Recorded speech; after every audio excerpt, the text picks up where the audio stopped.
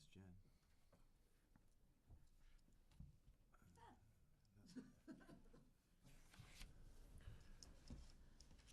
Okay, we're gonna open the planning board meeting for December 11th. General business. We're gonna make a note that Wally's an acting member tonight in the absence of Scott Paul. So minutes, Make a motion to approve minutes? Second? any discussion? Hearing none. All in favor? Aye. Opposed? Abstained? Aye. 301. Filings, we have none. Form A plans. First one for 211-219 Whitens Road.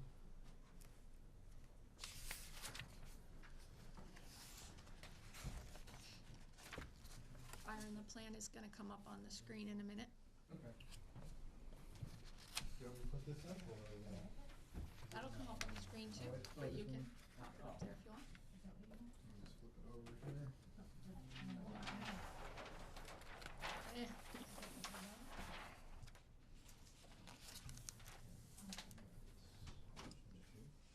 Whoops.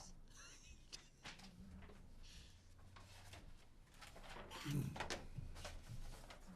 some reduced size copies of the latest plan. It addresses some of the comments and it's highlighted for discussion Coming back purposes. here. Coming Back to back that here. screen. You want it? Yep. Can you see that one well? If you can't see that one No, well, then, can't sit it up. okay, Yep. then come back here. Yep. God help you. We'll get there. You've done this before? Oh, You've been doing this No, in that's- other towns? Are we on the I've cutting? been watching myself on the screen at the same time. We're on the cutting edge of High technology. technology here in Yeah. Sutton. Yeah. Now I know where this thing is. Byron, I'll Okay, good mimic you. evening. My name is Byron Andrews. I'm with Andrews Survey and Engineering. We're representing Alden and Beverly Sampson and Whitens Road Realty LLC. The property in question is right over the town line. This is the town line with Northbridge. The Sampson's property at present consists of the yellow highlighted area and the green highlighted area. Whiten Road LLC, this is a vacant lot. And the owner, Chris Windle, would like to acquire a half acre of land from the Sampsons and make it an undivided portion of his property. The lots have adequate upland area, frontage. There are some wetlands way in back here. We had those flagged previously. One thing to make note, it may be a little confusing if you don't know about it. This narrow rectangle here in between is a property owned by another party, not involved with it. The Sampson's land has about 7 acres of land, 287 feet of frontage, approximately, maybe a little bit more. The half acre would be taken out, it would leave them with the same frontage and 6.5 acres of land. Okay, so this parcel, parcel A, is going from the Sampson parcel, and it's being conveyed to the Windle parcel. So the new Windle parcel will be this parcel here. Is that correct? That's correct. Okay. Any questions on the plan from the board?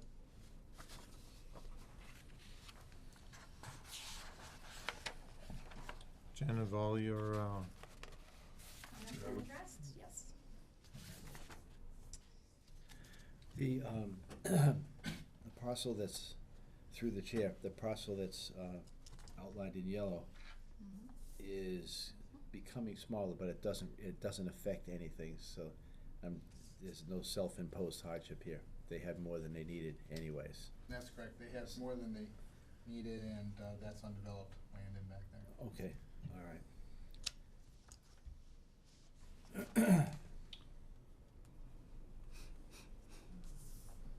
any comments from the audience?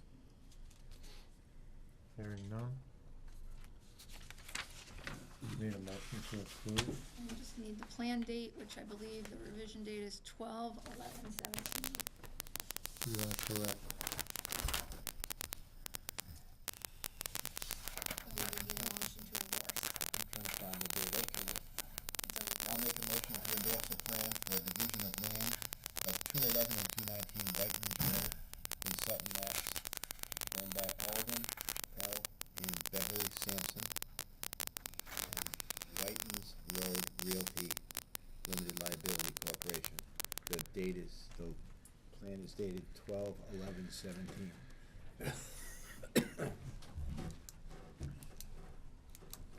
I have a second. Second. All in favor? Aye. Opposed? Abstained? 4-0. Next, Form A, 325 and 335 Central Turnpike.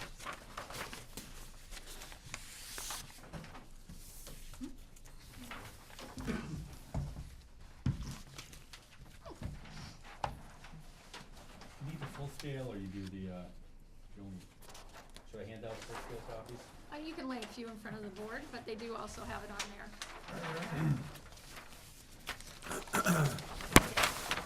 There you go.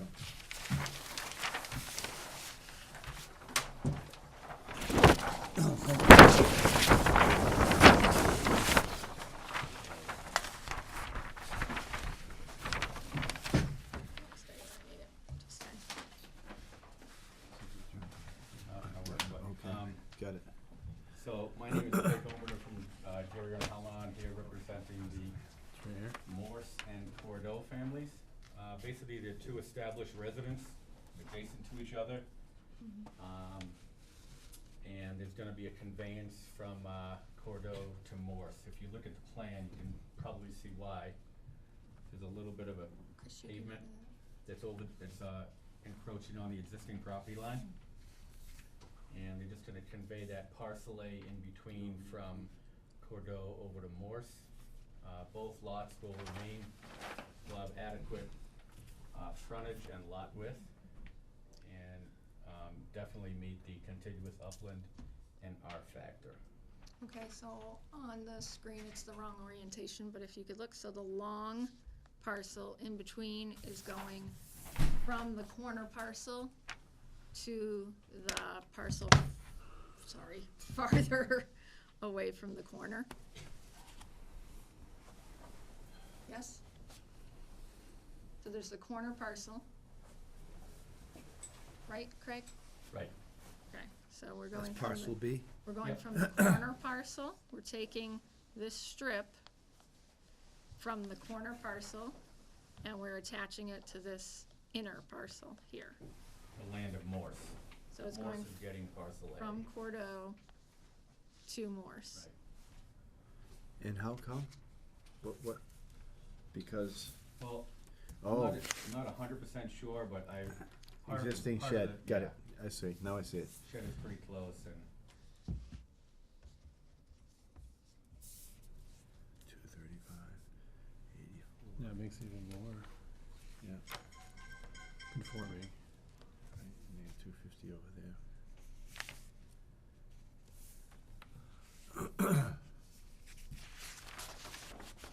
This is all wetland. Okay, you have any? Have So, your- Have your comments been the comments satisfied? have all been addressed, Okay. absolutely. Questions from the board? From the audience? Hearing none. We have a motion to endorse this plan? What's the date on that, the most recent date? December 6th. 12/6/17? Oh, and, again, just so you know, the PDF that I sent you did not have the, no determination of zoning, no, it does now, Thank you. sorry. I'll make a motion that we approve a plan of land in Sutton, Mass. That's owned by, Conveying land from Cordeaux to Morse. okay, Owned by Robert Cordeaux. thank you. That's not written down. Oh, yeah, Robert Curdo, okay. And the date on the plan is December sixth, 2017. Second? All in favor? Aye. Opposed? 4-0, Jen. Great. Thank you. All right, you want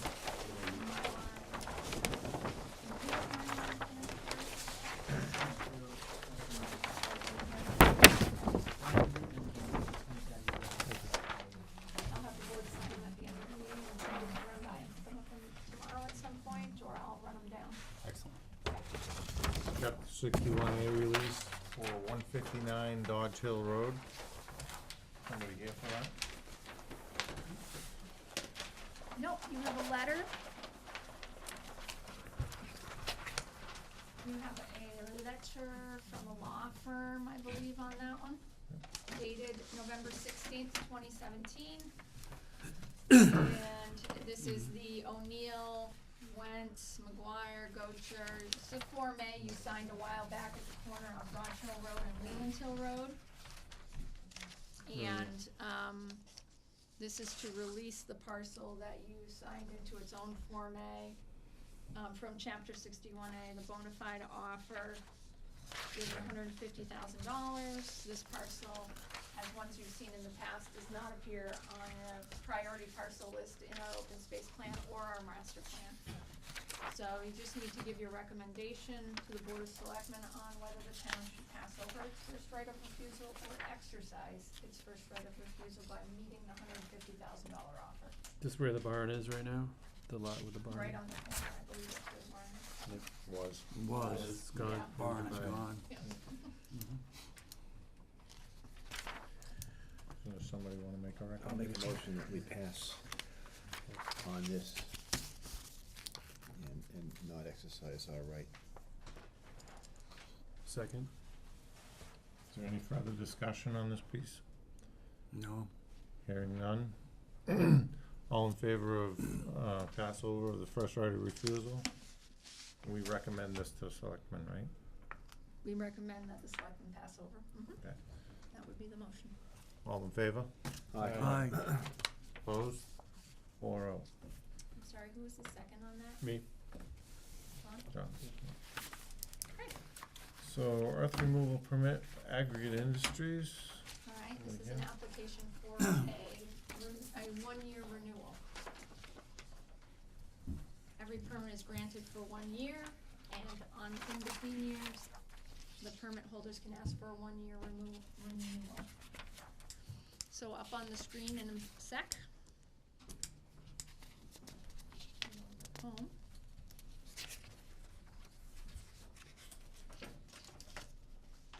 As you know, the aggregate parcel is huge, and it runs from Boston Road over on this side, over to 122A, which is over here, Providence Road.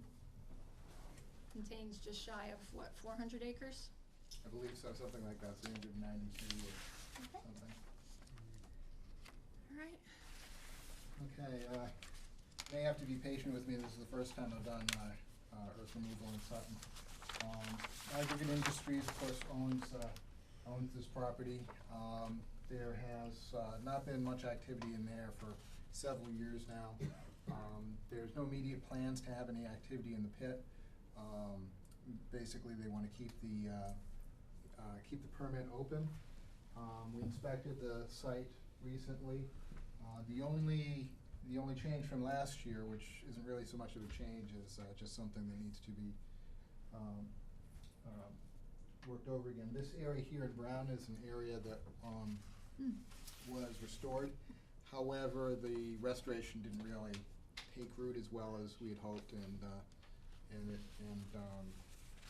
well, we're gonna recommend that a little more work be done in that area to stabilize it and bring in some more plant life. The rest of the area is growing in actually very well, which was a bit of an impediment when I was trying to find the test wells, but that's okay.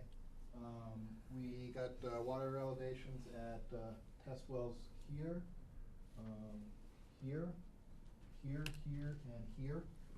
All the test wells, the water level was at or below the levels that historically has been at. Most of the wells over in here, these wells here were actually dry. This one had the most water, and it was still like 6 feet below the surface, and it's the lowest point on the site.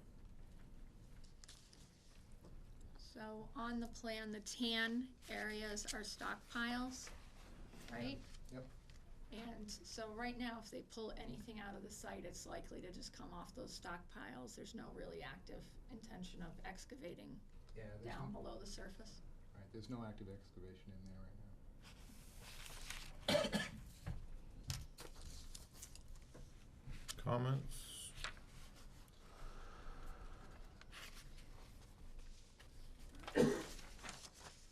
Looks to be like a file, Jen, that everything is pretty well. Yep, the In taxes are shape. all paid, the departments didn't have any concerns. My memo dated December 8th that recommends 3 general and 1 special condition.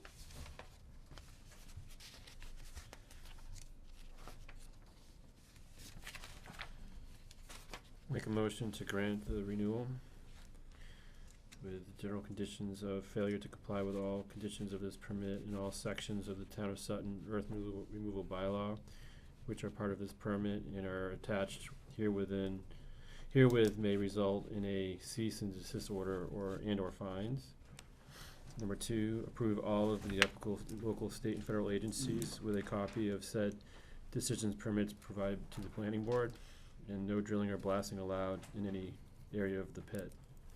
It's also a special condition, provide bond for permit period of January 1st, 2018 to December 31st, 2018, before December 31st, 2017. Second. Discussion? From the audience? Hearing none, all in favor? Aye. Opposed? 4-0, Jen. Great.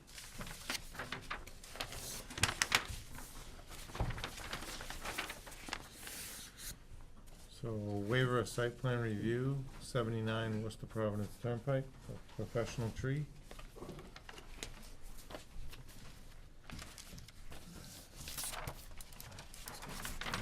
Oh, I apologize, I'm a little ill-prepared, I was supposed to take some pictures, but thought it was actually tomorrow, it's a good thing for iPhones. Woke up, had dinner at about 6:30, I was like, I gotta get there. Basically, I'm looking to put up a sign, that's 3 foot by 20 feet over at the old Myers place, if you, sorry. It's up on the screen if you want to use it. Oh, okay. It's to the right of the building. Right now, there's these square pads that you see here.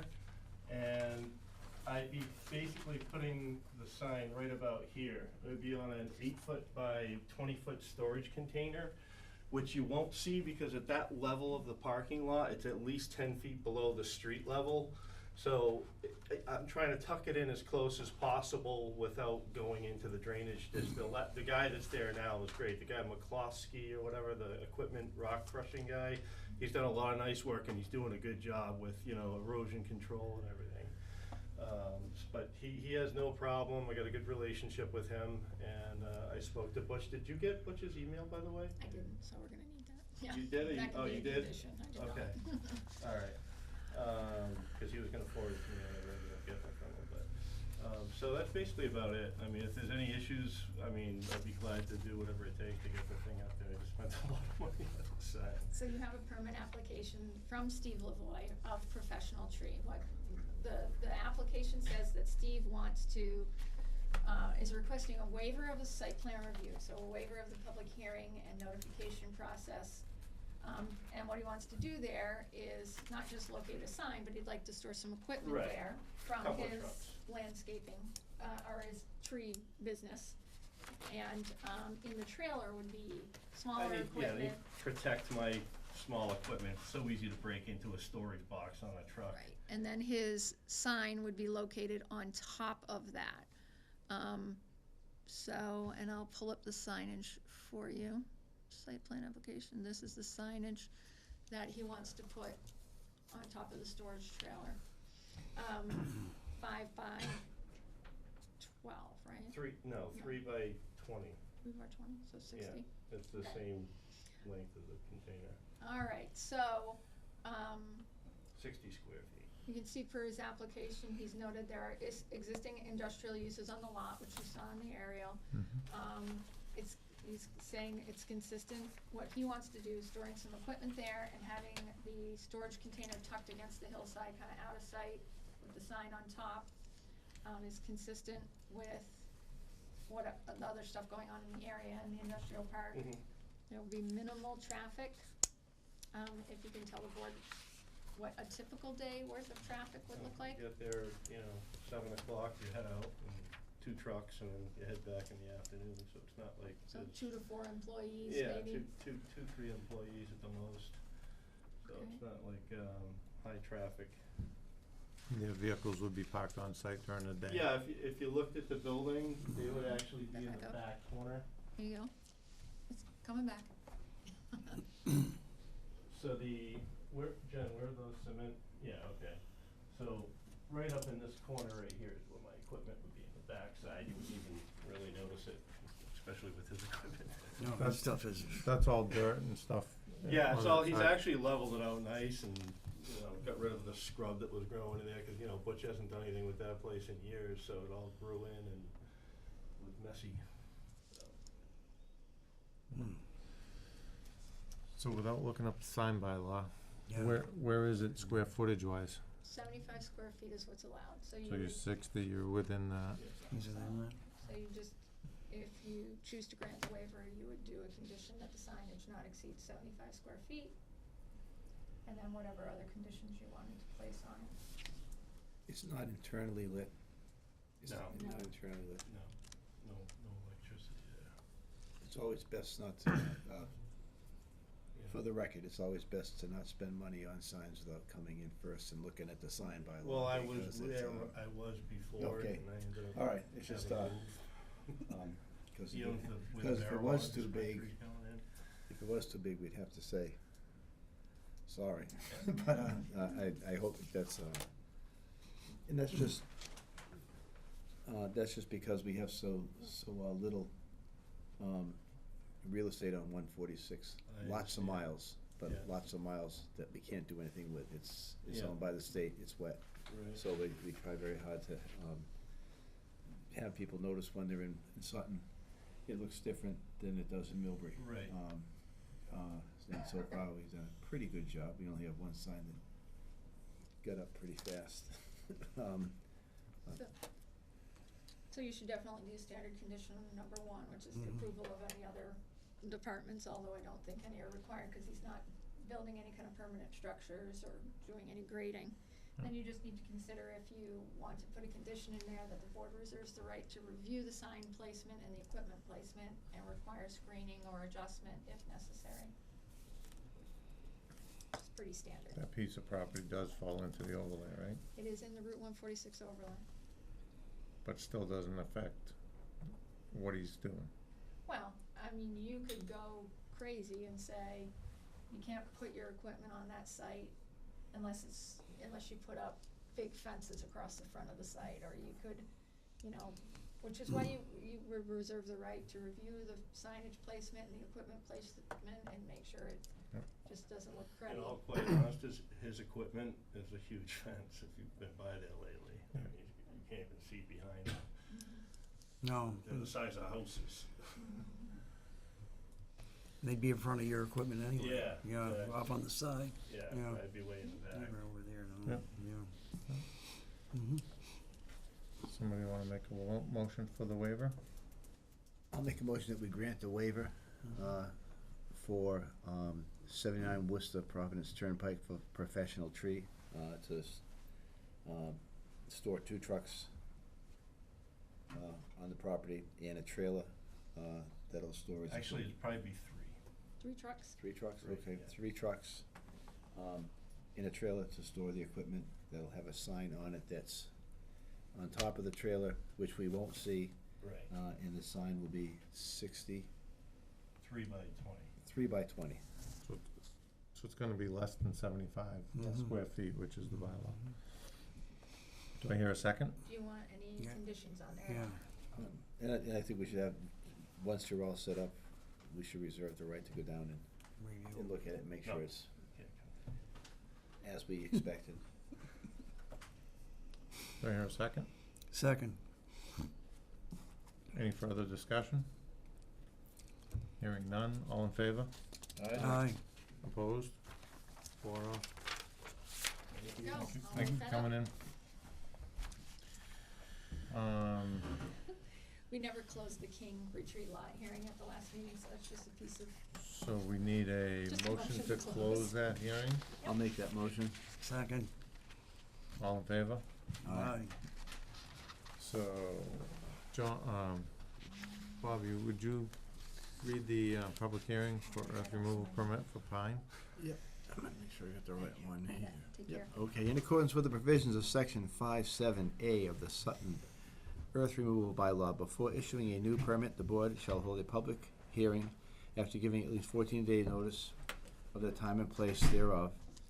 Such notice to be by advertisement in the newspaper of general circulation in the town and by certified mail to all abutters as they appear upon the most recent tax list and to the Conservation Commissions of the town of Sutton. Pine, sand and gravel, map 51, parcels 60 and 82, has applied for an earth removal permit renewal for the above stated parcels. The hearing will be held in the third floor meeting room 1C at Sutton Town Hall, 4 Uxbridge Road, Sutton, Mass. On Monday, December 11th at 7:10 planning board time. All right, We can do this. plan stuff on the board.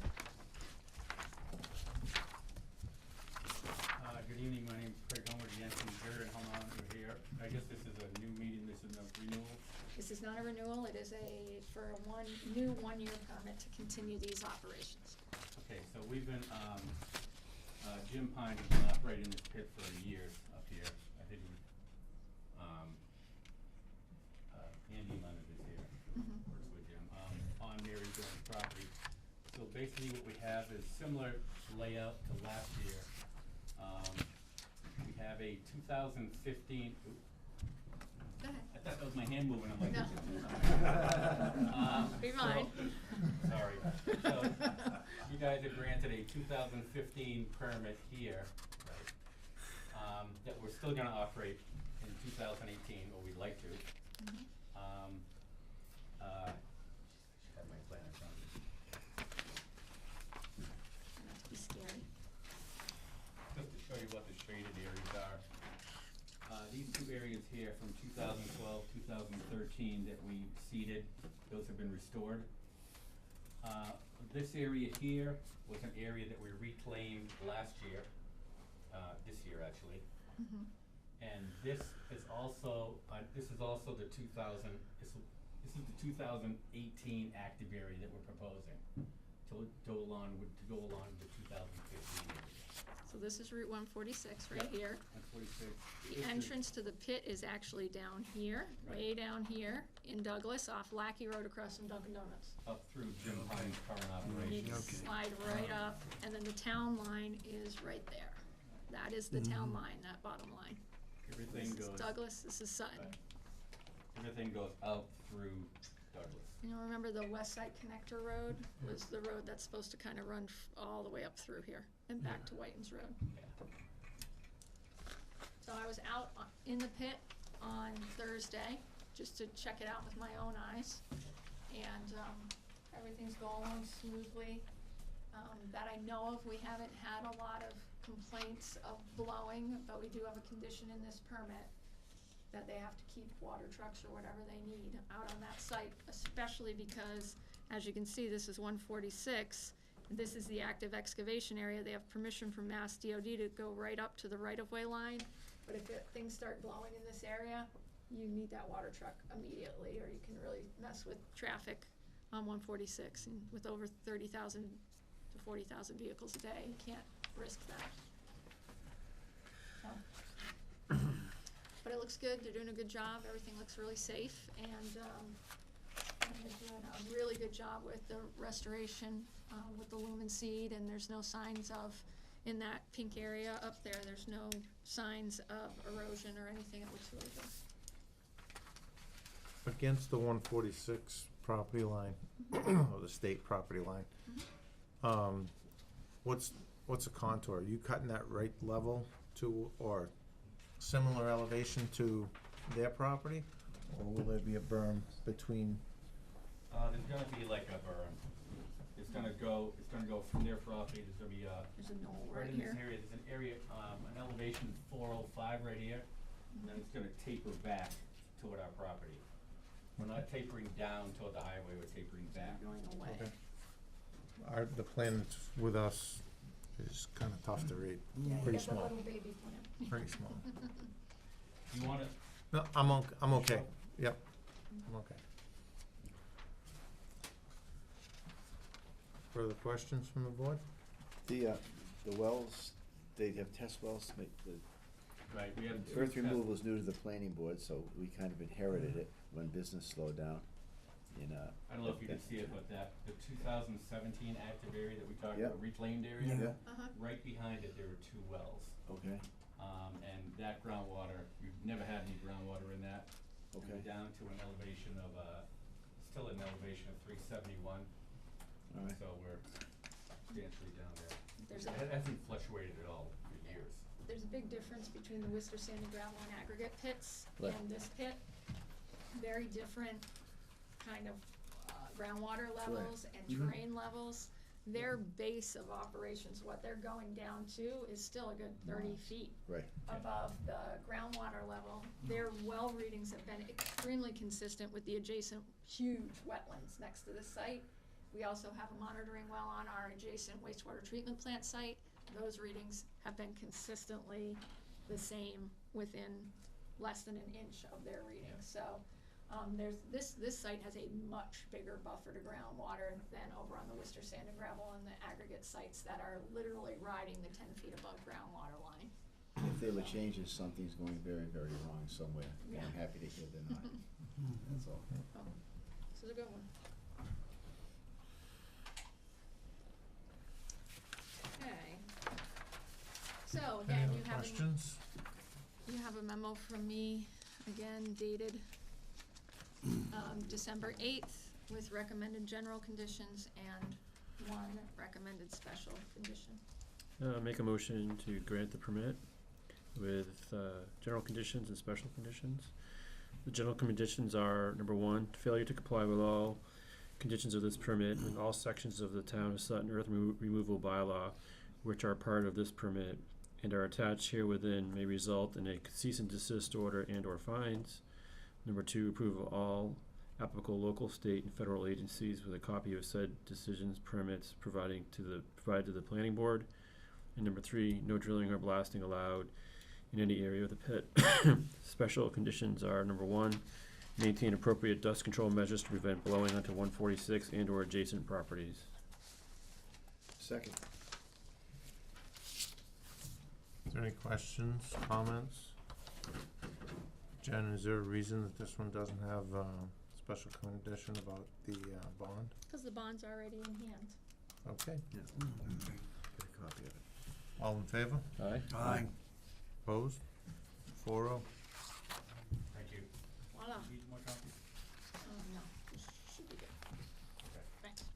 Thank you. All right. Motion to close special permit? Actually, Craig, why don't you drop me those, Second. and then Perfect. if I have extras, I'll give them back to you tomorrow, Oh, sure. okay? Just so I can make sure it's complete. Thanks. Jen, we have a motion to close Public Got it. hearing. Got that it? public hearing. Bye. John, Mhm. seconded by Bob. Thank you. All in favor? Aye. 4-0.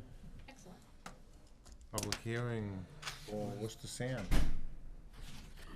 In accordance with the revisions of section 5.7A of the Sutton earth removal bylaw, before issuing a new permit, the board shall hold a public hearing after giving at least 14 days notice of the time and place thereof. Such notice to be by advertisement in a newspaper of general circulation in the town and by certified mail to all abutters as they appear upon the most recent tax list and to the conservation commissions of the town.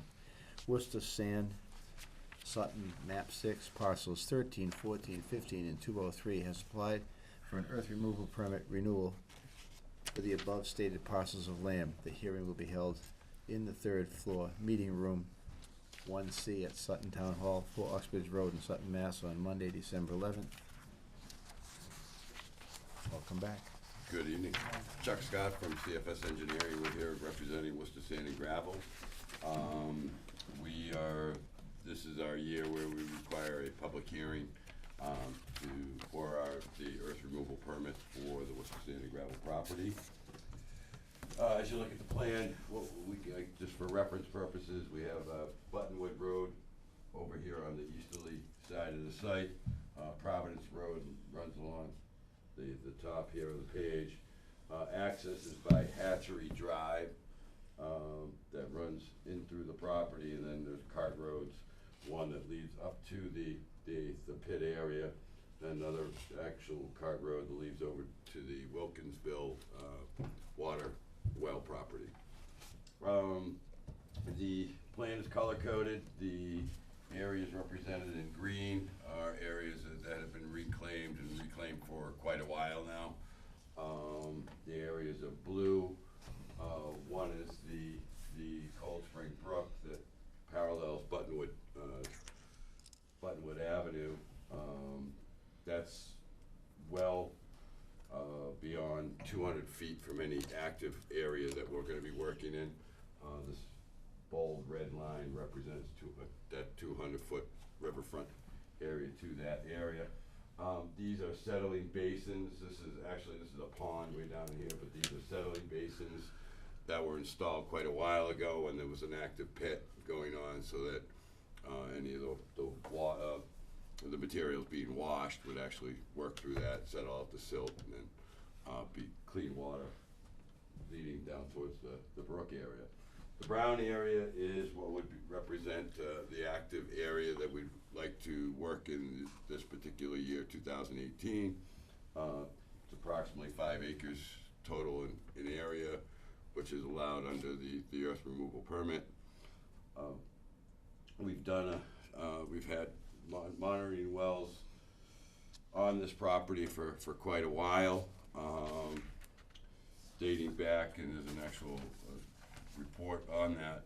They date back to 2005. They're sporadically located around the site, but for your reference purposes, there are 2 located right in this area here. There's one located down in here, and we have another one here, and another one down in this area. So we have 5 that we currently utilize to get our monitoring well readings. We've been doing them since 2005. We've on this handout, and I'm not sure if it's shown on yours, it's color coded on mine. There are, what we've represented are, we've taken the highest readings at any one time in those monitoring wells to determine what our groundwater is on this particular property.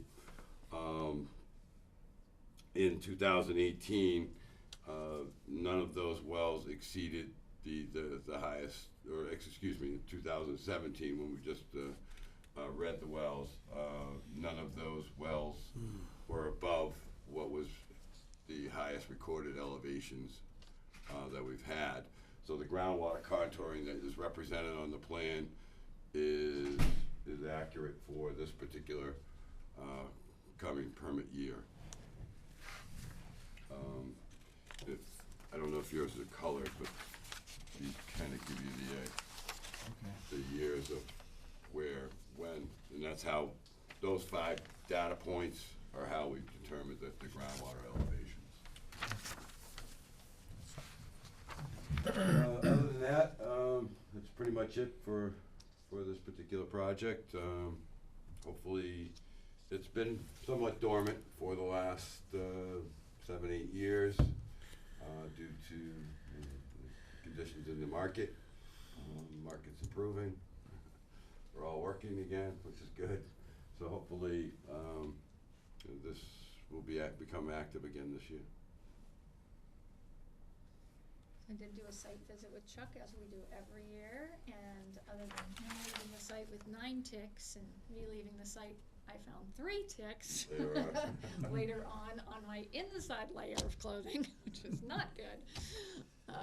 Everything, you know, it's, the restoration areas on this site are growing up really well. We had some stockpile issues last year with some asphalt and stuff. All of that's been pretty much resolved. It's off the site. There's a little of the trees left from Nick, one of the tree operators, but the majority of that granite and everything is off the site, so. Good. Good to hear. Help me read the numbers just so I can get smart. Oh, boy. The first line just says MW number 4, Yeah, That's the monitoring well number 4. well number 4, groundwater elevation 369.6. What's that mean? no, that's That's the the- ground elevation. That's the what ground existing elevation. Okay, ground then I is. go across, Okay. and where do I see? And then those, each year Yep. we've read, that's what the elevation was of the groundwater as you go across. 315. Or it's not observed, so. Not that observed. ground elevation has to be at least 10 feet above water. Right. So we, Chuck has this nifty instrument. It's a probe basically on a reel, and you drop it into the monitoring wells. If it hits water, it sounds off. If it hits the bottom of the well, you hear it. And there's one of these wells that's shallow. It's just always been shallow. We should probably take it off the list. Or you just let it go for a while, and when you get more than 10 feet, You're you're in already- compliance with the bylaw. Right, okay. So you just pull it back up. So like on monitoring well number 4, Yeah. the ground elevation's 269.6. So once that probe gets down to 259.6, you're good, you're If it in ain't beeping, compliance. you're in. So Okay. he's telling you there was no water observed at 12 feet down. All right. So that's when we Thank you. really I just back in want, before we I hit can the read the bottom of numbers, that but I don't know what they monitoring mean. You know, so, all I right. had him add the ground elevation column so you can look at that number and the number in the last Yep, got column it. and see there's a 10-foot separation, except for on monitoring well 12, which is the weird monitoring well that was just never, I don't know what happened, if it filled in or whatever, but it was never 10 feet deep since I've been. I don't- There is dirt in the bottom of it, and that's. Yeah, so it might have caved or something at some point, Okay. but it's well away from the excavation, and there's another monitoring well, the first one, number 4, that's close by anyways. So you don't really need 12. Yep. Thanks. I'd like to make a motion to grant the permit with the general conditions of number 1, failure to comply with all conditions of the permit in all sections of the Town of Sutton earth removal bylaw, which are part of this permit and are attached herewith, will result in a cease and desist order and all fines. Number 2, approval permitting special requirements of all other applicable local, state, and federal agencies with a copy of said decisions, permits provided to the planning board. And number 3, no drilling or blasting allowed in the area of the pit. Special conditions, number 1, should the pit owner intend to resume active excavation, an additional monitoring well must be installed within 50 feet of the excavation area. This must be inspected by an agent of the town prior to initiating any new excavation. And number 2, provide bond for the permit period of January 1st, 2018 to December 31st, 2018, before December 31st, 2017. Second. I can email you that if you want. Yeah, not a problem. That's, they're pretty standard. Other questions from the audience? Question? The last time I was up on that property there, on the brownish area, was a very large area of exposed ledge. You're gonna be blasting here? Not permitted by. Not according to this permit. Not allowed by the permit. So why would you be doing anything where the exposed ledge is? I'm not sure. I've been working on this since 2000. I've never seen them do any rock blasting out there. There is rock that is on the property that they stockpiled to haul off the property to have processed back at the Shrewsbury plant, but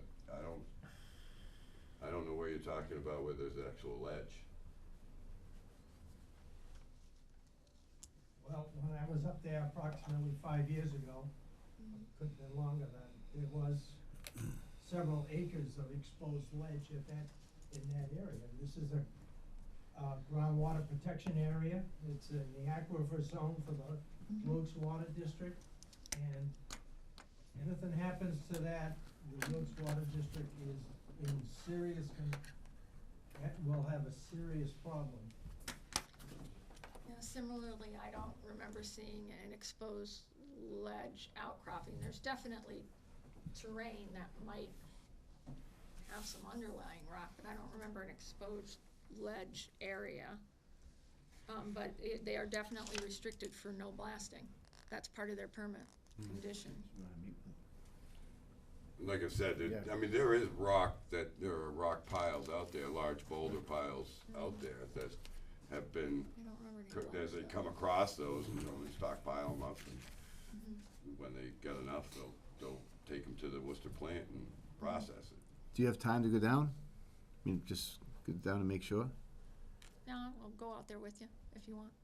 Yeah. Let I me know. don't think that's my job. I think that's, the board should go down and look at it. Yeah, Okay. well, I went out with Chuck on the monitoring well, and we cover the whole site pretty much when we do the monitoring well test. And as Nick said, as Chuck said, I don't remember an area of exposed ledge like in the ground, like part of the terrain. There are big stockpiles, and there's certainly terrain that might have ledge under it, but none exposed that I recall.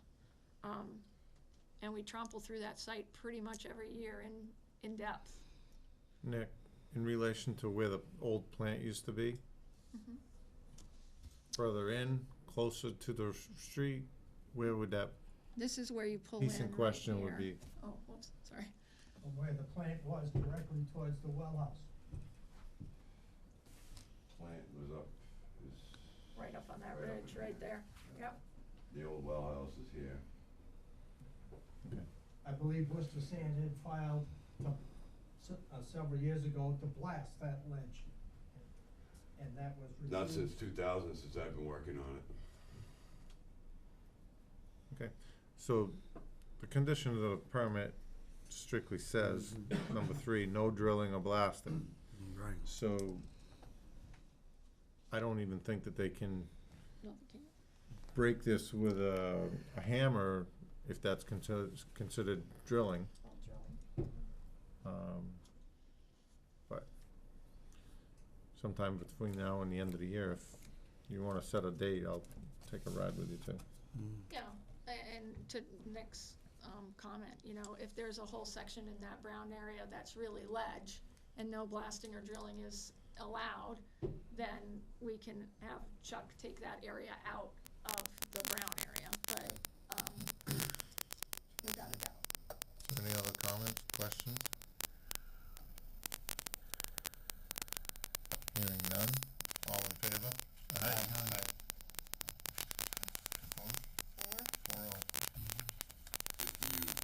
If you plan on going out there, give me a shout. I'd be more than happy to go out there with you as well. Thank you. Have a good evening. Okay. Public hearing continued. Motion to close, Oh, please. sorry. Motion to close public hearing? Second. All in favor? Aye. Okay. Public hearing, continuation, Pleasant Valley Crossing. Thank you for the record. My name is Patrick Doherty with Midpoint Engineering and Consulting here on behalf of the applicant, Galaxy Pass LLC. At the last meeting, I think it was November 13th or so, we presented the project and we had gone through some waivers that the project requires. And then I had made the statement that we had to address some comments from staff, and we also needed to meet with the Conservation Commission because there's a wetland and intermittent stream on the north side of the site.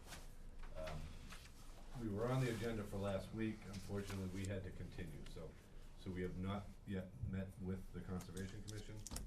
So I haven't prepared final plans to resubmit. So tonight I'm here kind of just to give you an update where we're at. I wanted to come this evening, in case there were any questions that, you know, the board may have, between the last meeting and now that I would need to address, on site plans, so. So when did you say Concom is continued to, The 20th, which is next well, Thursday. 20? Okay. All right, so you're just working to address comments? He did submit some response to Yeah. comments that, we're going through. And I've reviewed, I think the, from my perspective anyways, the biggest technical question I had, and we may have started to address it is, Graves' review of our drainage calculations, they had some concerns that what our proposal for stormwater management here is to have catch basins, you know, that collect the runoff. It would flow through BMPs, a storm scepter, but it would go to an underground recharge system that would ultimately discharge to the intermittent stream. The site in its existing condition is you know, an undeveloped vacant gravelly subsurface. There's very little runoff that runs off the site. So in order to balance my calculations for the pre-development versus post-development peak flow rates, we've got a very large underground recharge system that would kind of max out, and I had actually had it ponding in the parking lot during a 100-year storm event. You know, it's a 6.5 inches of rain in a 24-hour period. Graves' concern is that there was too much ponding shown in the water, and it would actually overflow into other parts of the site. So I've gone through and tweaked the design a little bit, added some more chambers so that there would be some ponding, you know, just around the general area of two of the catch basins, you know, that may be there for about 20 minutes or 30 minutes during a storm event.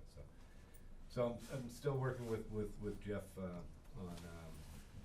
on his review versus my design, but that from a technical perspective, that's the only really comment that I believe is outstanding. Tweaking architecture.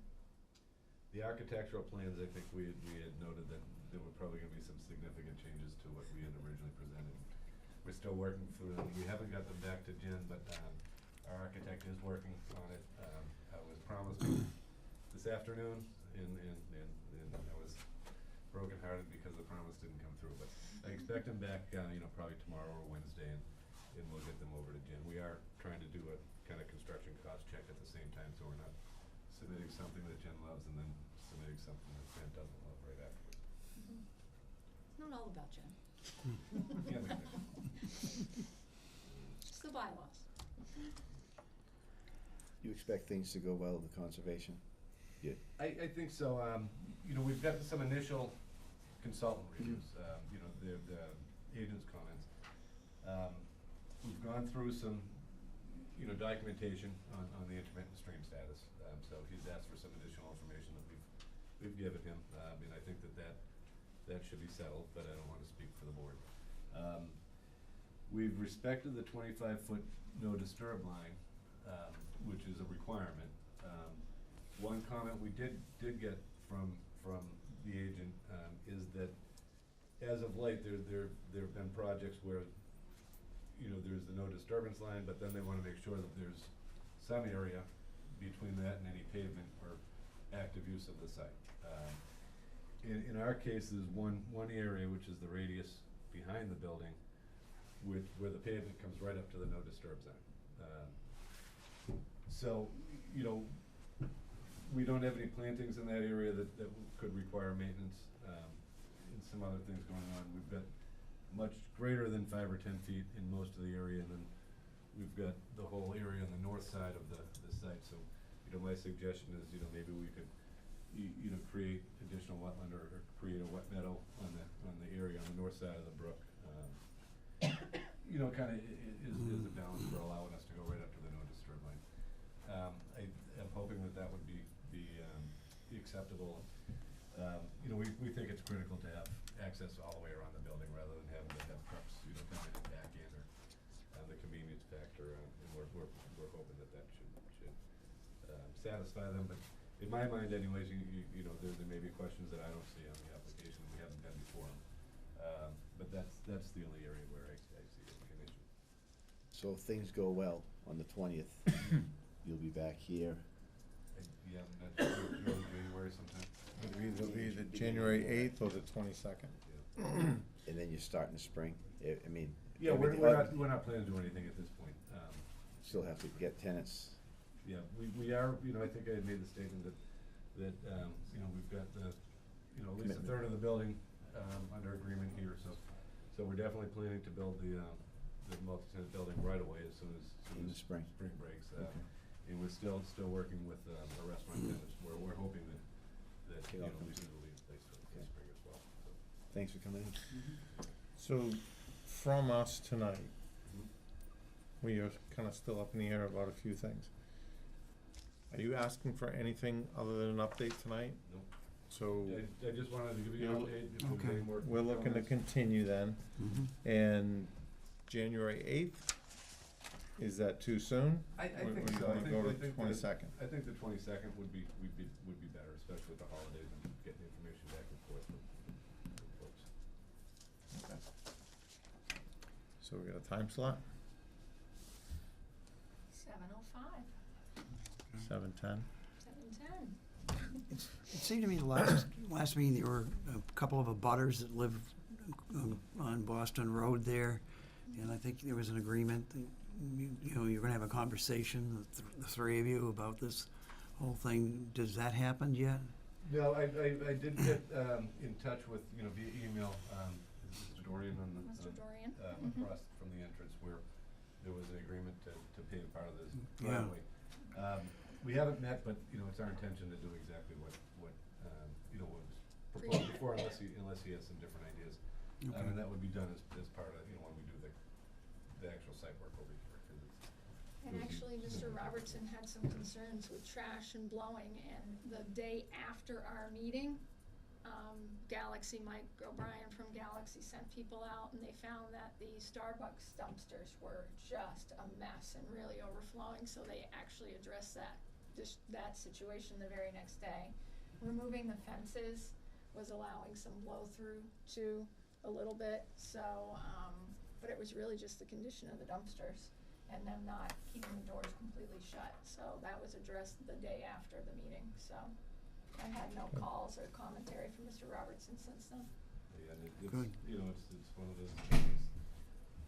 The dumpsters were full at one point, and the Starbucks staff had put some trash outside the dumpsters. And then the dumpster truck driver doesn't get out of his truck, so he wouldn't pick it up, and then it was there, and it was underneath the dumpster, and so we had to coordinate getting the dumpster moved, having them people clean it up, and then put the dumpster back, so. It got addressed, but in any case, we're gonna keep it a little bit higher, you know, better eye out inside the enclosures, you know. I drive by a couple times a week, but I never actually open it up. You will now. So I need a motion to continue to the 22nd of January at 7:10. So moved. Second. All in favor? Aye. Aye. Thank you. Thank you. Thank you. Gaining ground.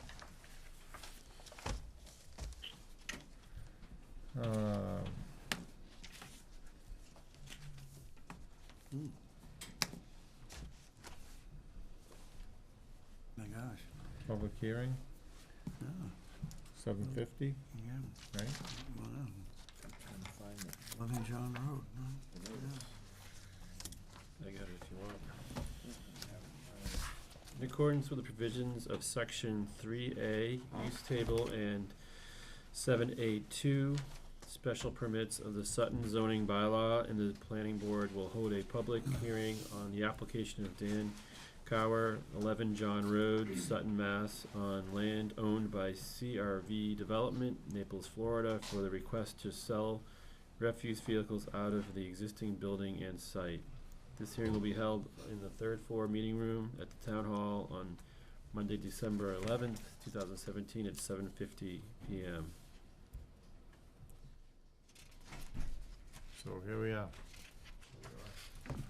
Right. Drawings I'm gonna call up the site in a minute. are ill-prepared. I'm sure she's got it. Or bring some up on my phone if you want. I feel like I know all year plus.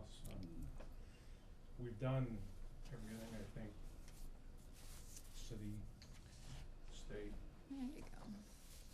that Here's your have to site. do for approvals. And not with your stuff on it, but with the previous. Previous, Yeah, you're much neater.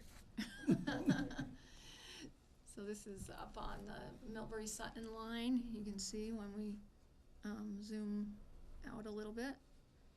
When you're coming south from Millbury on 146, just as you cross that Millbury Sutton line, you take a right turn into Deborah Drive, and then you take a left turn onto John Road, and this is the site right here. last lot on the left. On John, about an acre, 1.1, I think. Right, and the image you're seeing here is when what was the name of that? Aquatic. Aquatic Technologies was on this site. It is much neater now. Thank you.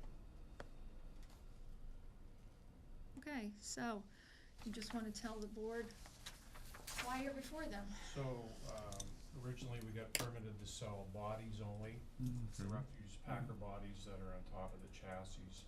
And, we're requesting permission to get a Mass Class 1 and Class 2 dealer license. What that'll allow us to do is sell chassis if we choose to, which is not my intention. My primary intention is that without the Class 1 and Class 2 dealer license, I can't even demonstrate trucks from the factory to potential customers. So I am better served partnering with the chassis dealers, i.e. like Ballard Mac and Tri-State Freightliner and Peterbilt, the Pete store down in Plainville, than I am selling chassis. If it ever happened, it would be a rare occasion, because if I do it, I'm gonna alienate those chassis dealers, which help me sell bodies. But I can't demonstrate chassis without a Mass Class 1 or Class 2 dealer license. So that's my primary intention for requesting it. And I need a zoning change and a special permit to do that. So he went to town meeting, as you all know. He asked the bylaws be adjusted to allow the sale of vehicles over a certain gross vehicle weight. And that was approved at town meeting, and so he is now here back asking you for the special permit.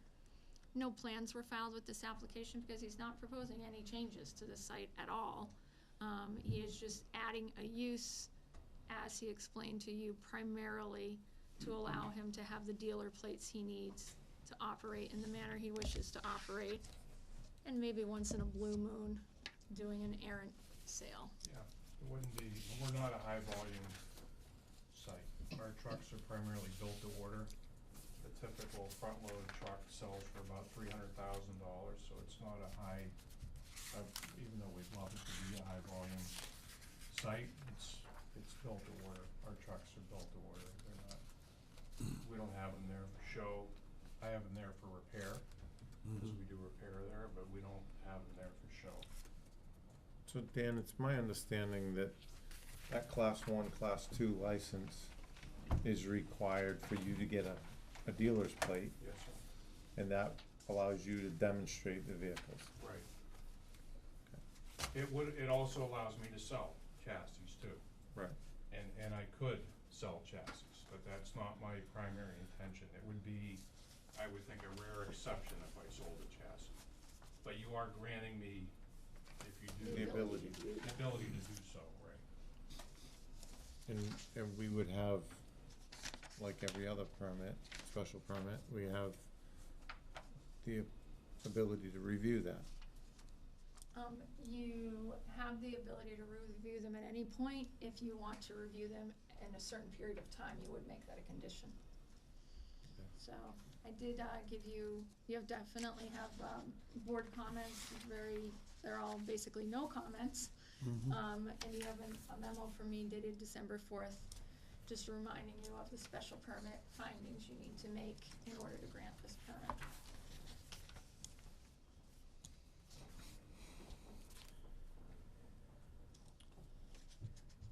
Well, through the chair, I'll make a motion to approve this special permit Can we go through the findings first, Bob, Mm. please? Well, Hmm? I'm happy to see that there are no comments from anyone in town. So we're happy to have your business in town, Thank you. and I want you to stay here, and I want you to be successful. And I don't want you to be hindered, because of the lack of a plate. Right. Based on the first year and getting no comments, no feedback at all, I think it's appropriate. It's not a change, not making an addition, no one's getting hired, or fired because they don't use public sewerage. You're not, no one's gonna notice anything in the neighborhood, if you wanna call that business district a neighborhood. They're lucky to have you on John Well, Road. we'll have, by the end of the year, we'll have 5 full-time employees. Yep. I have Right. one resident of Sutton working for me now, Mhm. and business is good. Good. No complaints.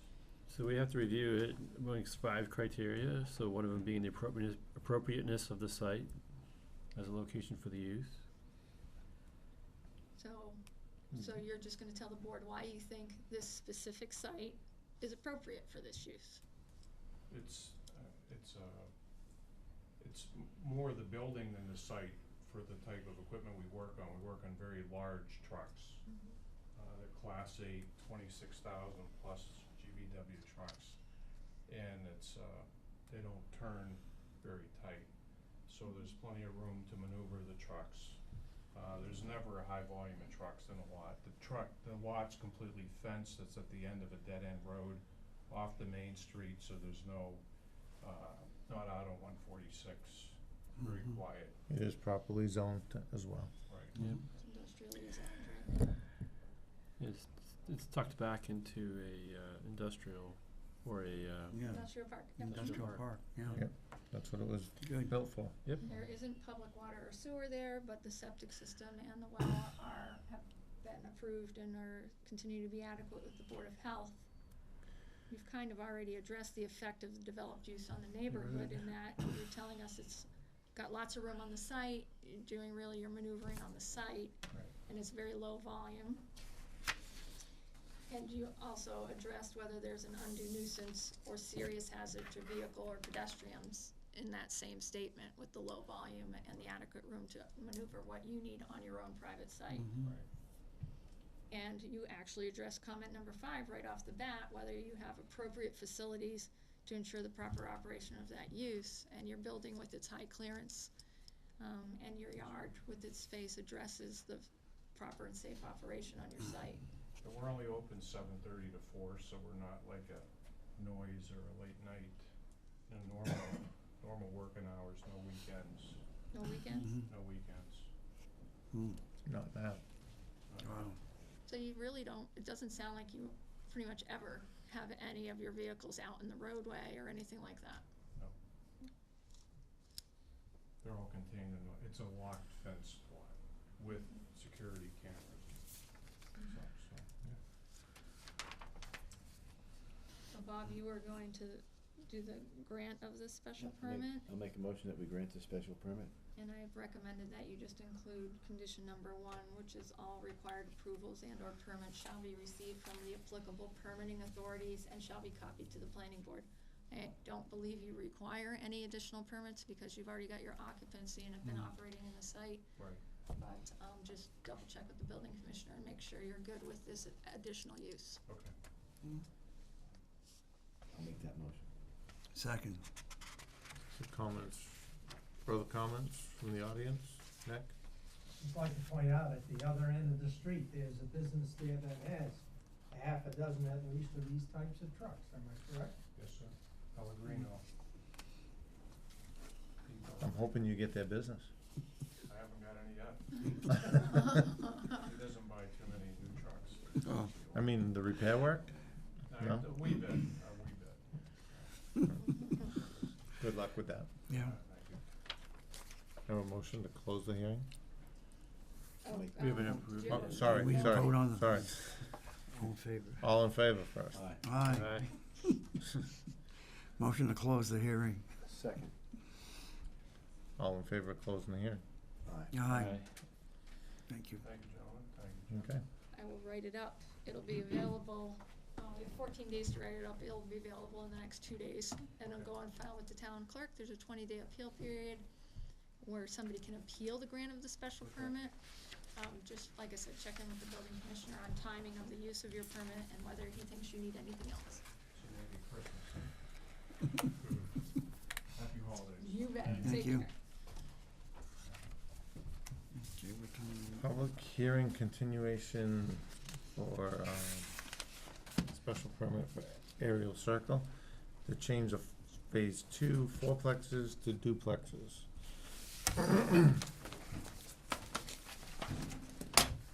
You have received a few comments. If the people who submitted the comments are here, they can choose whether they want to address those comments out loud or whether they want you to read things into the record, but I believe you received 2 today. Was Carla here? Oh. I'm supposed to give this to Mr. Coward. Kara? Sorry. That's all right. Would you like to read what you sent us, or? Yes. Or just Okay. paraphrase. Sure. Okay, so, yes, Kara Alderucci, 105 Ariel. And, you know, it's clear from the last couple of hearings that for whatever reason, the special permit, the amendment to the special permit wasn't necessarily communicated to most of the residents. Thank you.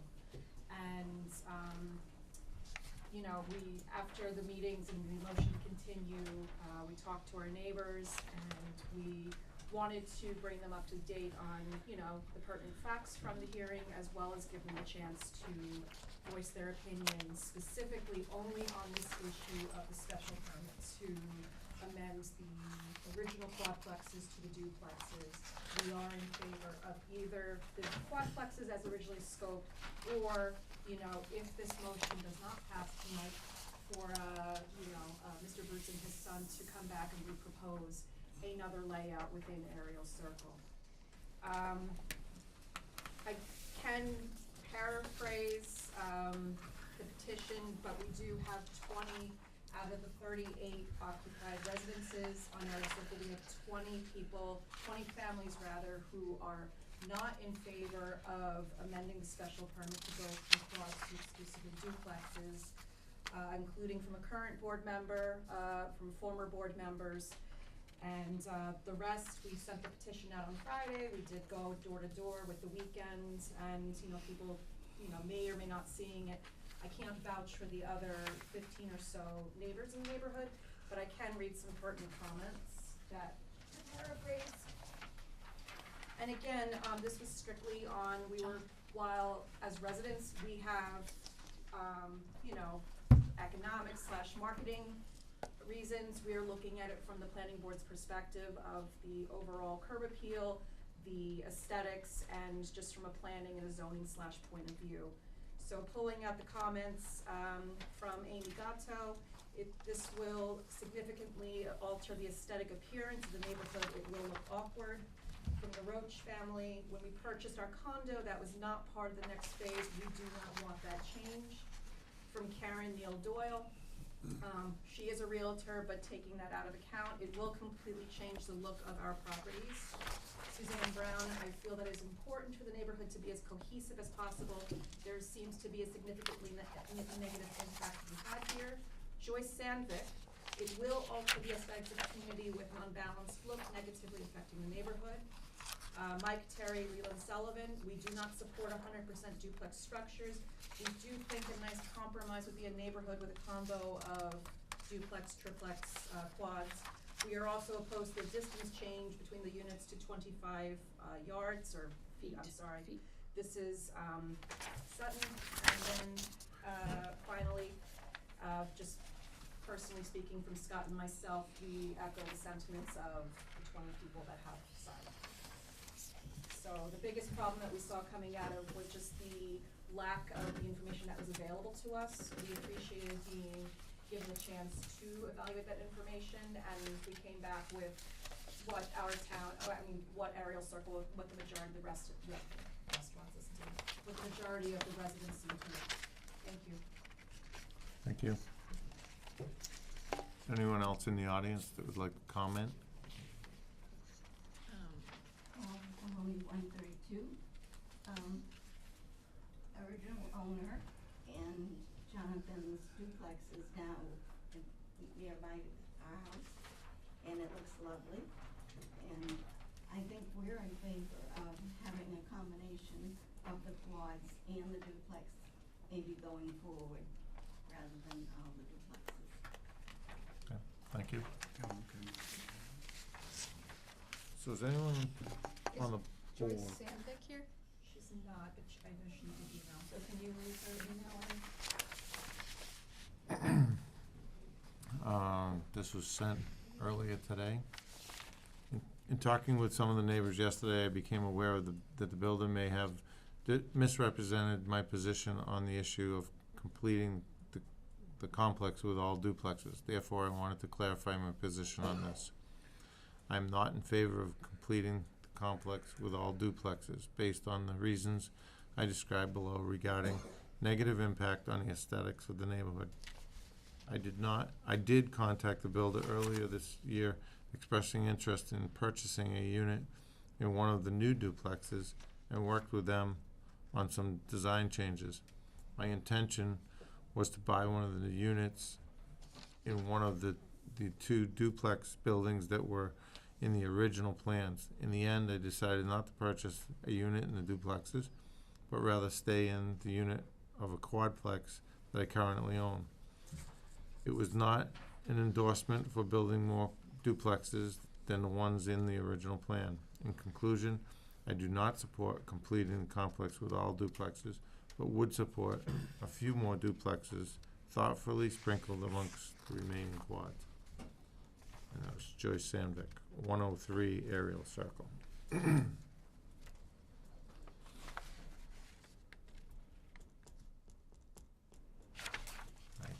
think there's continuation on that email, but it looks like it was prior to the previous meeting.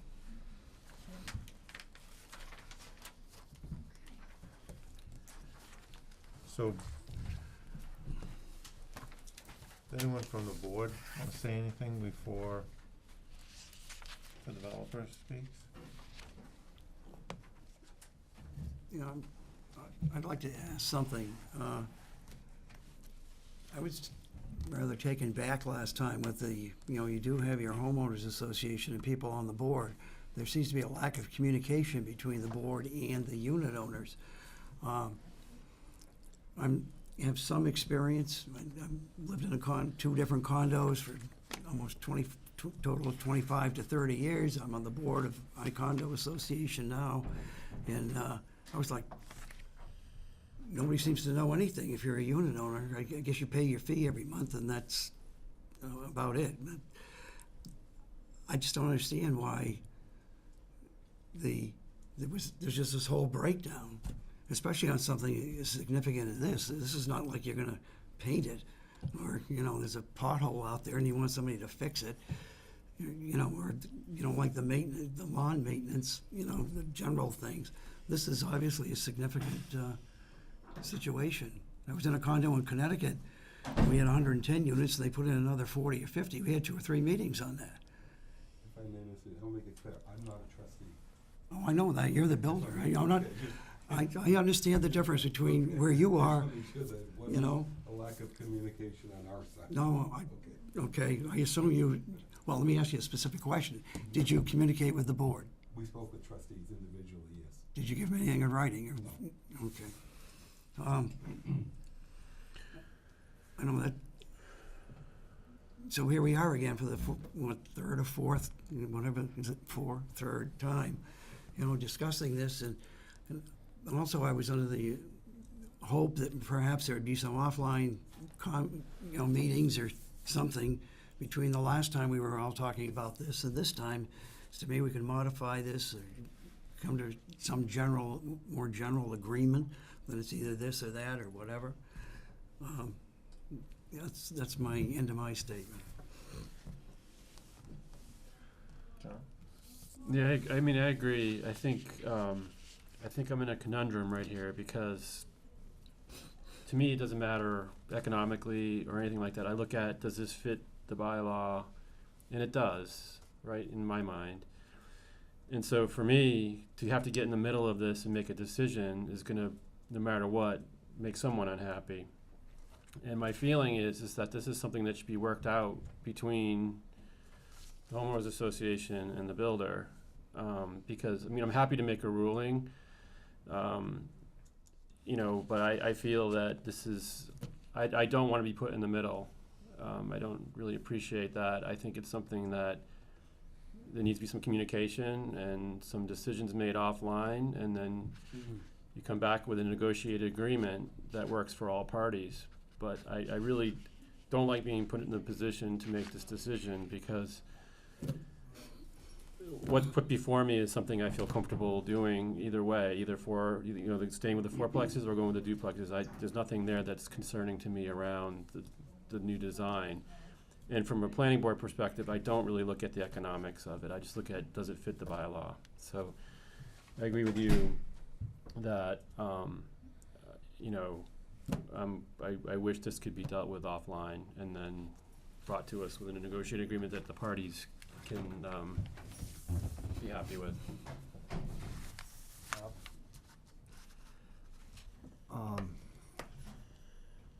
From my seat on the planning board, I want the project to be done and complete. And duplex, triplex, quadplex, it doesn't matter. I want the project to move forward, and I don't want this to not move forward because we have a stalemate. So the builder doesn't build because he won't do the quads, and the residents don't want it, so it stays like it is. Nothing's finished. I want it to be finished. That's most important. I want it to be done, and to be done right. So, from the last meeting, I've looked at the plans, I've looked at some information that was done early on in this project. Like John said, we can't really look at the economics of it, and I'm sure everything boils down to money. That's the way it is. From the planning board, from the bylaws, what you're asking to go to duplexes instead of the quads is allowed. However, it wasn't what was sold to the people that are living there as the project. That wasn't the plan that was presented. And you are following protocol to change that. What I'm hearing, though, is residents really don't want it. And I'm an elected volunteer on this board. Much like John, I don't want to get caught in the middle. I'm trying to do my best. I'm trying to do what's in the best interest of the town. And I do. I kind of hope to not be caught in the middle, that there would be some give and take on both sides. And with that, I'm going to stop. I'm going to let Mr. Bruce present, and we'll go from there. Thank you for the continued opportunity to be here. Thank you for everybody coming on. Michael Bruce, I'm a project engineer, and John's son. There was some requests for visuals last week. Can you have a copy? This is what's currently approved. Fourplex. We're only looking to go here. We're really sort of surprised by the controversy. The town planner has said, quote, as long as it is found to be acceptable by Sutton Safety Department heads and the units are still 2 bedrooms, she sees no bylaw conflict or issues with this proposal. So our understanding is we're at the right place, and you clearly have the ability to grant the waiver. As we've said, the fire chief has told us he likes the plan because it provides for better accessibility between the units. There's 3 exposed walls instead of 2. So we respectfully request that you grant this waiver. Now, the few opponents to this plan started their opposition with what we're building looks too good and too desirable. Somehow they believe that this could potentially hurt their values, or at least they did on November 13th. Their argument has since devolved into other ancillary topics, but as you said, Mr. Chair, it always circles back to dollars. We don't believe it's the town's role to make planning decisions based on those arguments. You made that clear to us 2 weeks ago and again a few minutes ago. So now some opponents have latched onto an even vaguer concept of cohesiveness. We can't find that term in the bylaw. We did search your bylaw for other things that may relate to this proposal. What we did find was a mandate to have architecturally diverse exteriors that reflect the rural character of the town. Now, we believe that these duplexes are in accordance with those requirements. We simply just want to disconnect pairs of homes as shown on this plan. As we talked about a few minutes ago, we don't operate in a vacuum. Before we submitted this request, we spoke to trustees. It wouldn't have been proper to bypass them and approach individual homeowners. They're the proper channels to go to the trustees. They like the proposal, they've come to 2 meetings, and they said they had no objection to it. Now, I printed the petition at 7:15 tonight, and 14 people had signed it, representing 12 houses. That's about 30% of the community. Okay. Regardless, the petition's not a poll, and if it were, it would indicate that the majority of the community supports it, because they didn't sign the petition. Petition's filled with inaccuracies, which may have led some to sign it, where they may not have, if they're not in the loop. There's 22 duplexes proposed, not 24. 22 buildings proposed, not 24.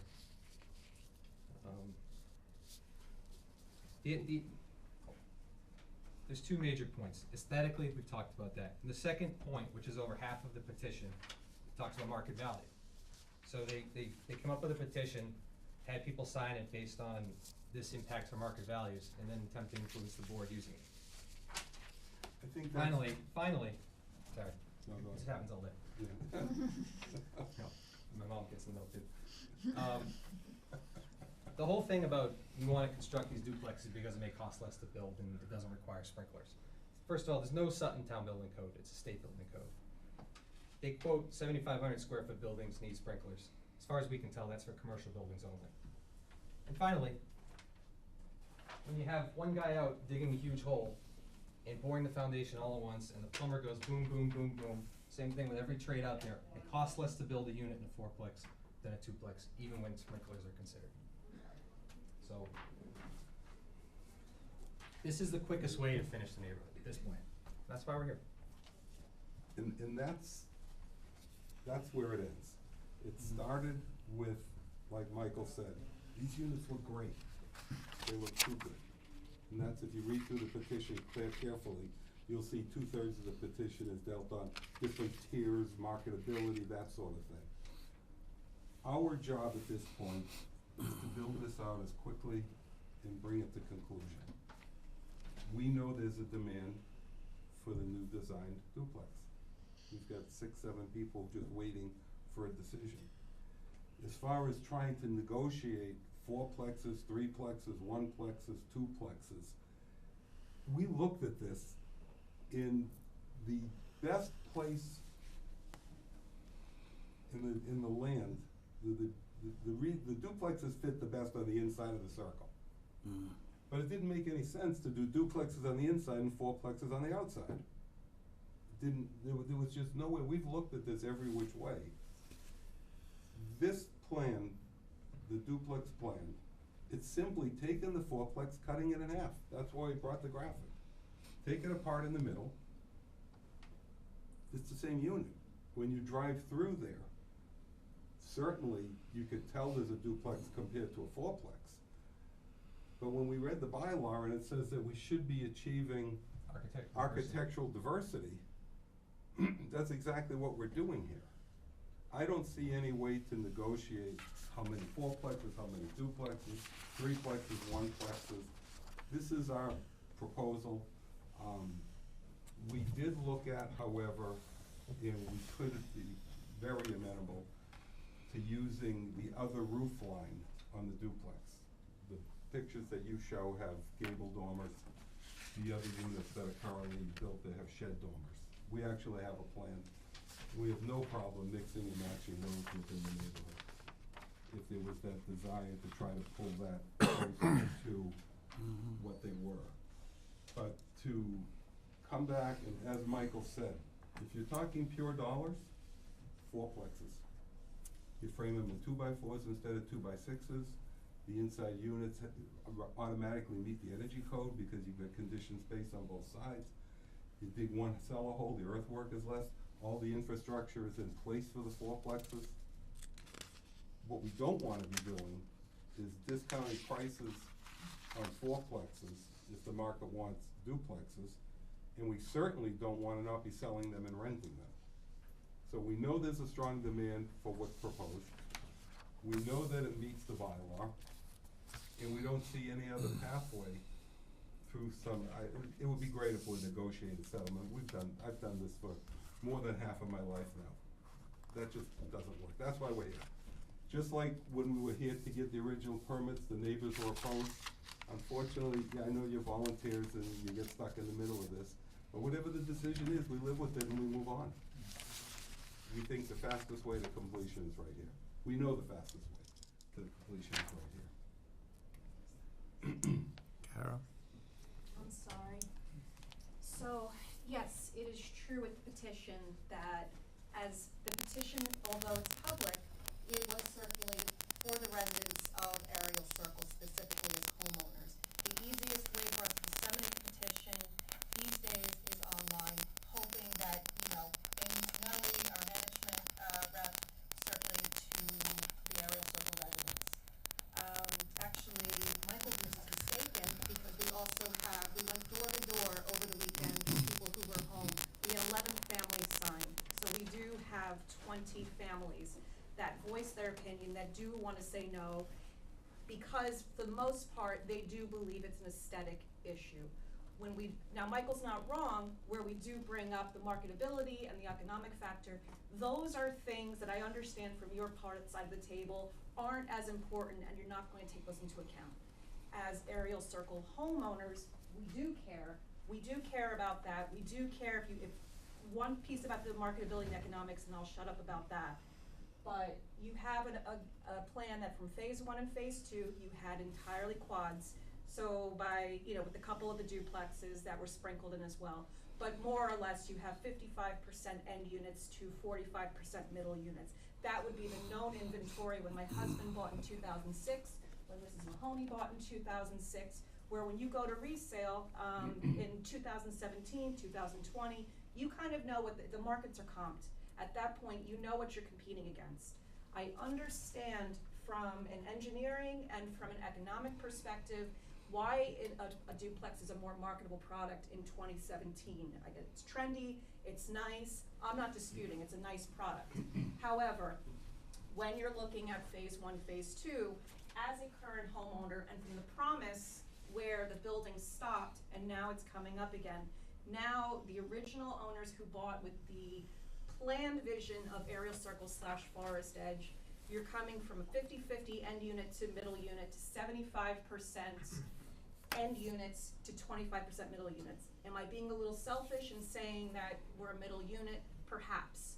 But I think the reason why we're here, and Mr. Baker, you had said it before, there's a serious communication breakdown on our board.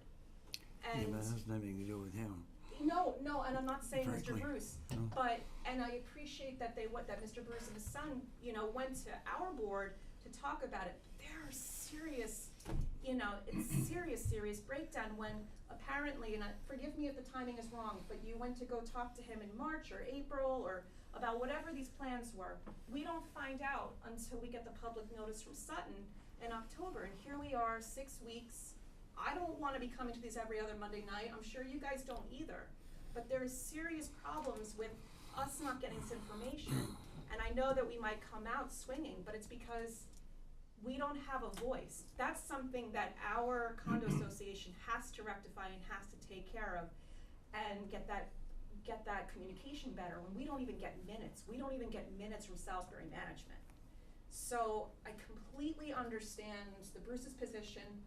I completely understand, the gentleman and Miriam at the table, but I'm all for, and again, forgive me if I speak out of turn, would love to sit offline and with the Bruces and with the condo board and come up so we can come to you rather than argue and this side of the table and this side of the table to come up with a plan that's amenable from, you know, a business point of view, and I respect that, but also from a homeowner's point of view, because I really feel that our board did our community a disservice.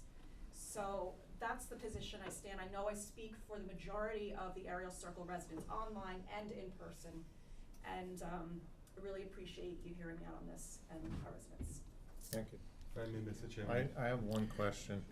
You mentioned earlier that you spoke to the trustees. 3 members of the trustees. Individually Yes, or at a meeting? Individually. Okay. If I may, all I wanna do is, Ms. Alderucci just very eloquently focused the whole discussion on economics. They have a middle unit, what's it gonna do to the marketability? Although the petition says we know that you can't make the decision based upon economics, the whole argument is economics. The second point I wanna make, we found the petition by accident. They didn't communicate that with us. So when you talk about a breakdown of communication, Ms. Alderucci herself did this petition online without any contact with us. We found it entirely by accident. That's all I have to say. Our proposal, we believe the quickest way to completion, finish the road, get the buildings built, our 22 duplexes. It's simply disconnecting the 4plexes into 2.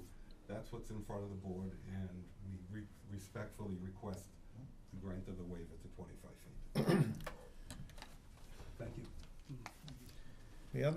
The other issue that I said, I reviewed some things that were in our packet. And I know there's another hearing coming up on the land that's set aside. It seems to me, for the intent of what was originally permitted, there has been a fair amount of things that didn't get recorded, didn't get done. And I also have a problem with changing the other half of this. And it's allowable. John said it's allowable. And that's a whole nother meeting, or going to be a whole nother meeting about the land issue. But there's certain things that were give and take for this resident or this proposal. And there's a lot of things that weren't done. Now we're asked to be, hey, can we switch this? The answer, bylaw-wise, is yeah, you can. I'm just not, I'm very torn as to whether I'm in favor of giving something more before I see what was originally supposed to happen complete. Exactly what are you're talking about the restriction on the other land? The restriction on that will absolutely, before these can be built, those lots would have to be released from this board, and we fully expect that will be a requirement.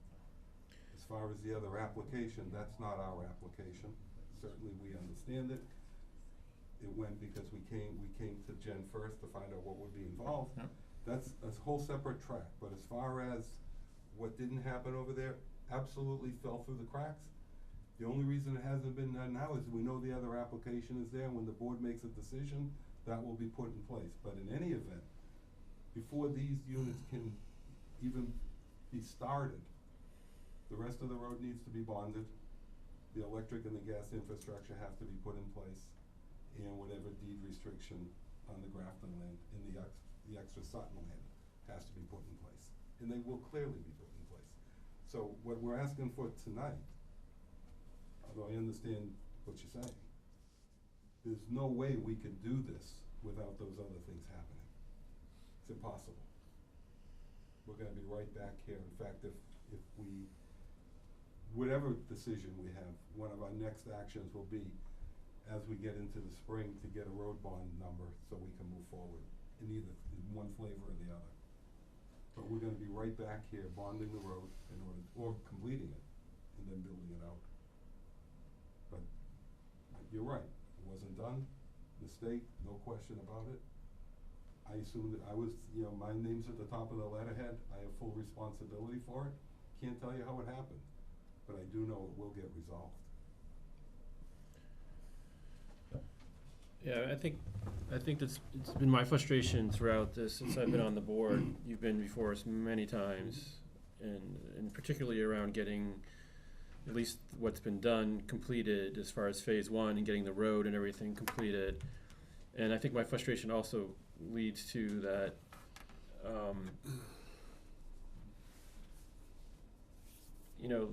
in particular, that the recording was not done.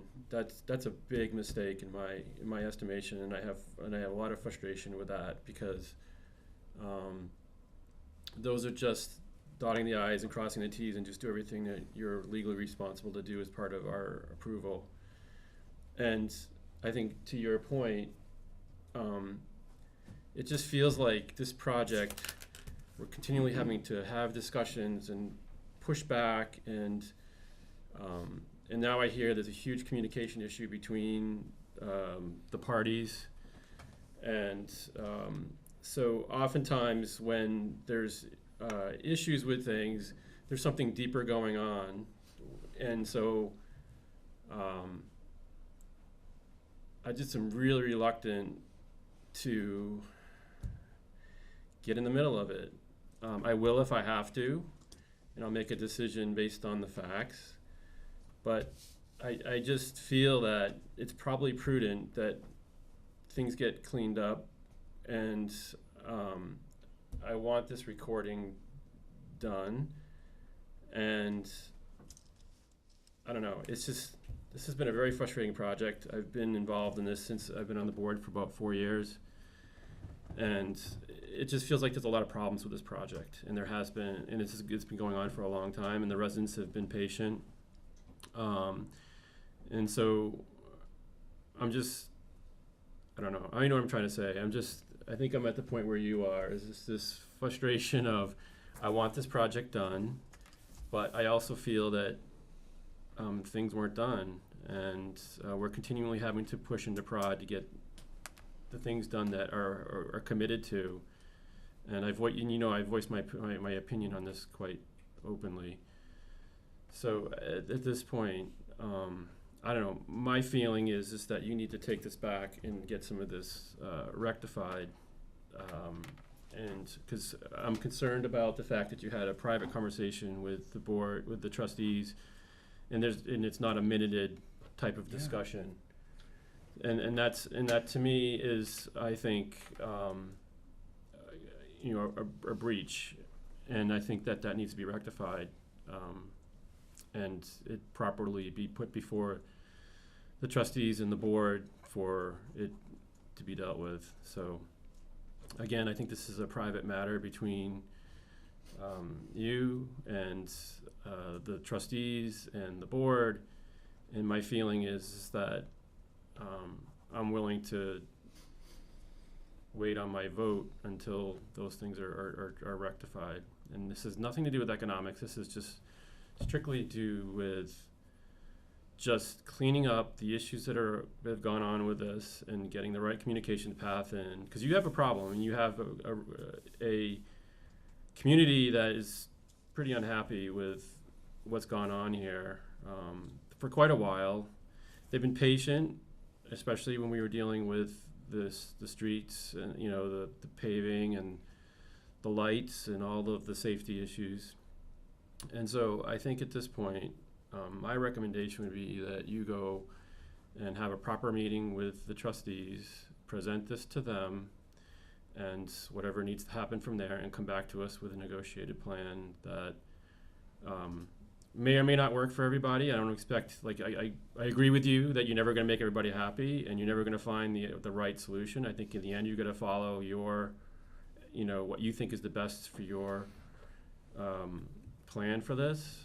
Everything you're saying here makes sense to me. I don't have a problem with it. I don't have a problem with this going to 2 units. But I just feel that this has been a problem child for us right from the beginning, and that's my frustration.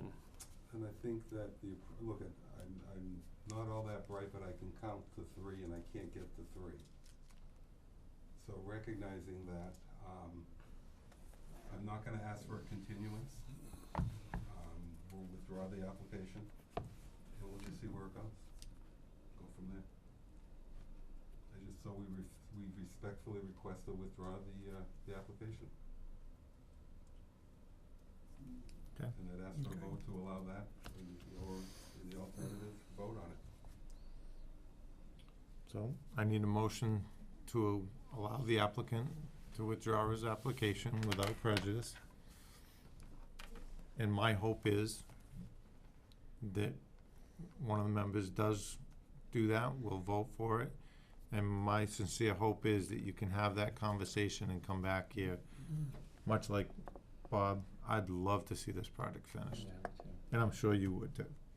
This was the pathway. I don't know what the pathway will go now. And I don't disagree with this pathway in any way. I just think you've got a bigger problem that needs to be Well, solved. I'm hearing mixed things. I'm hearing Yeah. from you, sir, that if the other part were cleaned up, you feel more comfortable about taking this approach. Yeah, I'm absolutely. hearing from this side that we should be negotiating some 2s and 4s and 1s and 3s.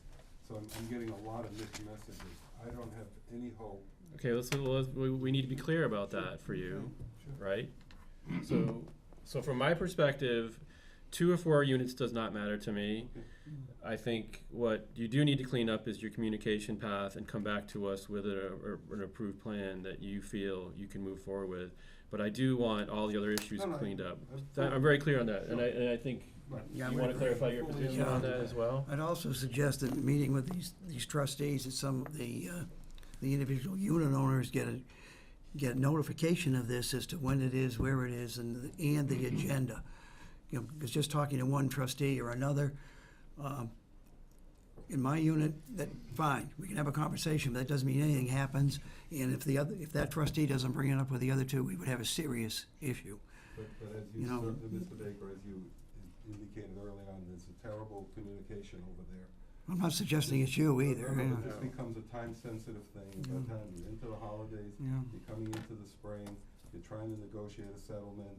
Purportedly, 20 families are opposed to duplexes. I don't see that pathway materializing. I really don't. So we will go back. We have permits to build 4plexes. We know we have to take care of the housekeeping stuff. We have to bond the road, and we'll make a decision as to how we wanna build out the 4plexes, if it's 4plexes, or we'll figure it out. And so I wonder, if the communication was better, would there be the opposition to the duplexes? Don't know the answer. Yeah, but- and that's not your problem, No, right? No, it's not, but I don't see a pathway through that, Yeah. unfortunately. No. When we don't get communication, when we own a unit, we're a member of the association, there's a meeting and we're not invited to it, that's not good. Yeah. That's not good. No, but So when I We're have getting some- some head nodding in the back, and I think the people that are here tonight fully understand that. But they're not trustees. And- We had a and- trustee here at the prior 2 meetings that showed support for this.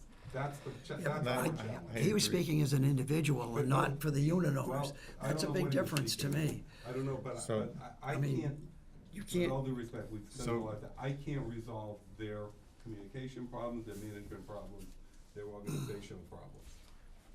And that isn't No, the you can't. pathway to get duplexes. If the pathway doesn't take us to duplexes, it doesn't take us to duplexes. That's all. So, And with the, what I had asked for as we was, close this, I Yeah. hope, yeah, I'm expecting building 4plexes is gonna be very slow, because they're not gonna sell. But if that's, That's why we can't the get- plan, we can't control it's that. gonna go real slow, and that's unfortunate. But if that's the decision, He you have to doesn't run- have to withdraw. No one's, yeah, no one, Jonathan, no one can make you build these things. You're gonna wait until the right time, so. We want to build it. Right. We don't control the market. Right, yep. We opted to not build during the Depression because it would have destroyed the property values there. We knew that. Now what we're hearing, the new units are beautiful. and they're gonna be more desirable, and that's gonna adversely affect us. That's not the planning board purview, by the way. That really isn't. So if all we're talking about from the planning board, There's no one on this board that disagrees that what you're requesting is allowed by the bylaw. then what I would request is a vote to allow the 25-foot waiver, subject to having the deed restriction in place on the Grafton land, in the back Sutton land. If that's the roadblock here, that could certainly be the condition, nothing happens until that's in place. How does the Grafton land play, how does it play into the approval of, If It's separate. If there were to be the relief granted from this board to allow that to go on, then our calculations show it doesn't show any number of units change. But if it were to be, we would just reconfigure one unit, simple. But it doesn't change the unit count. We know that because we did all the calculations, but we're not here about that. No. All I'm saying is that if that's the stumbling block between approval of the waiver to build the duplexes, it ought not be, because that, whatever approval were granted could certainly be conditioned on those loose ends all being tied up. So we wanna build it. Need a motion from the board to either allow his withdrawal or to vote on the allow the duplexes. That's our preference. Let's build them. If you want to see different architecture, you wanna see different roof lines, no problem. But that's where the market is today. But again, I only bring that up because of expedience. It has nothing to do with the dollars, it's how do you build it out?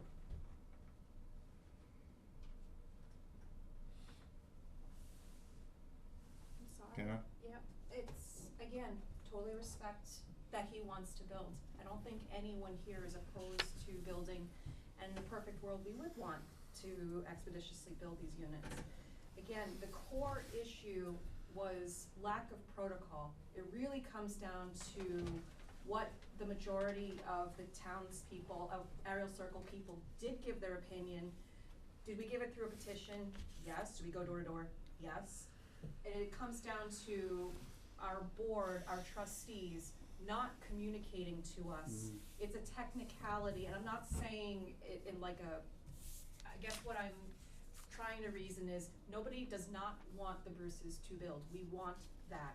But the way that this was proposed, and yes, it is allowable by the bylaws, but because of the way it has been presented and the opinion of us not being able to have a voice to go talk to the board, to go talk to the trustees, that is egregious. And that is why we are totally amenable to having a negotiated offline talk with the builders and with the board, as you had suggested, independent unit owners such as myself or other people in the room or in the community who would just like to be made privy and visible to these plans. So here's what I'm struggling with in the case of that, right? Sure. So this is like, to me, this is a matter of an issue with the trustees and the board. That's how we got here. Right. And so this is why this is so difficult, right? That to me is outside the purview of my decision. And if Jonathan wants to take the risk of annoying all the neighbors to build this because he knows this is what he wants to do, I have to respect that that's what he wants to do. I think you have an issue that your trustees did not call a meeting to formally bring this all forward. That's something you guys are going to have to deal with. It's hard for me to empathize because I don't live in a condo community, so it's hard for me to understand all the politics and all the pieces that go along with that. And so I think that whatever needs to happen there needs to be some kind of cleanup and dealt with. If Mr. Bruce wants to move forward with this today, I'm prepared to vote. If he decides he wants to pull it, that's his decision. I am not going to make that call. But I do think that from my perspective, this has been brought before us. This is what, the third, or how many meetings we've had where this has been on the agenda? Third? There's been time enough for the trustees and the board to pull together some meetings and deal with it, and if it hasn't been done, that's outside my concerns. So so from my perspective, you have a choice. I am not gonna make the choice. If you want to go forward with this vote, I am prepared to vote on it. If you decide you wanna pull, I'm prepared to vote on that as well. If I may. This is the appropriate forum for this discussion, which is why every unit owner was notified individually by mail of this public hearing. This is the appropriate place to have this discussion, not with the Board of Trustees and not with the membership meeting. It really isn't. Certainly they live there and they have an interest. But this is planning board stuff, and that's why we're here. So I guess what I'd ask is for the board to vote on the proposal with the appropriate conditions, rather than withdrawing it. Before I call for that vote, would you be in favor of continuing to January 8th, our next meeting? I realize this holiday's in between. You've got approximately 10 days that most people will be working to try to work out, maybe make some concessions. I'm sure the people living in that area are gonna make some concessions as well, and come back here. Is the other application on January 8th? I believe it is. I believe it is, so I would not wanna be doing this on January 8th. 7:05. Be happy to do that after January 8th. Which would But be I- the, but I just which, don't- I which just would be don't- the 22nd. I just don't see it being productive. This is really the correct forum. That isn't. That is all fraught with economic discussions. That's all it's gonna be about. We're trying to take that out of it But you as a can't. board. But the board can, but that's what that meeting is all about. The petition Yeah. was all about economics. It was comes all- down to your decision. If you decide that you do not wanna go through that path, that's your choice, And right? I think And that's- that's your choice to bear the consequences of Right, whatever no, I that is, understand. right? Right, So yeah. I mean, I think it's always good practice to follow protocol with the trustees and whatever that protocol is, but there has been ample warning from the trustees to do something more professional, I guess, right? Not from And the and trustees, have not from the To trustees. the trustees. to the trustees. To the trustees. Like- Not to us, though. No. No. That's the problem. Right. So that's your, it's like I was saying, it's your That's the choice. problem. The problem is the trustees did not follow protocol, right? Am I correct? I mean, you live in a common association. They did not follow protocol.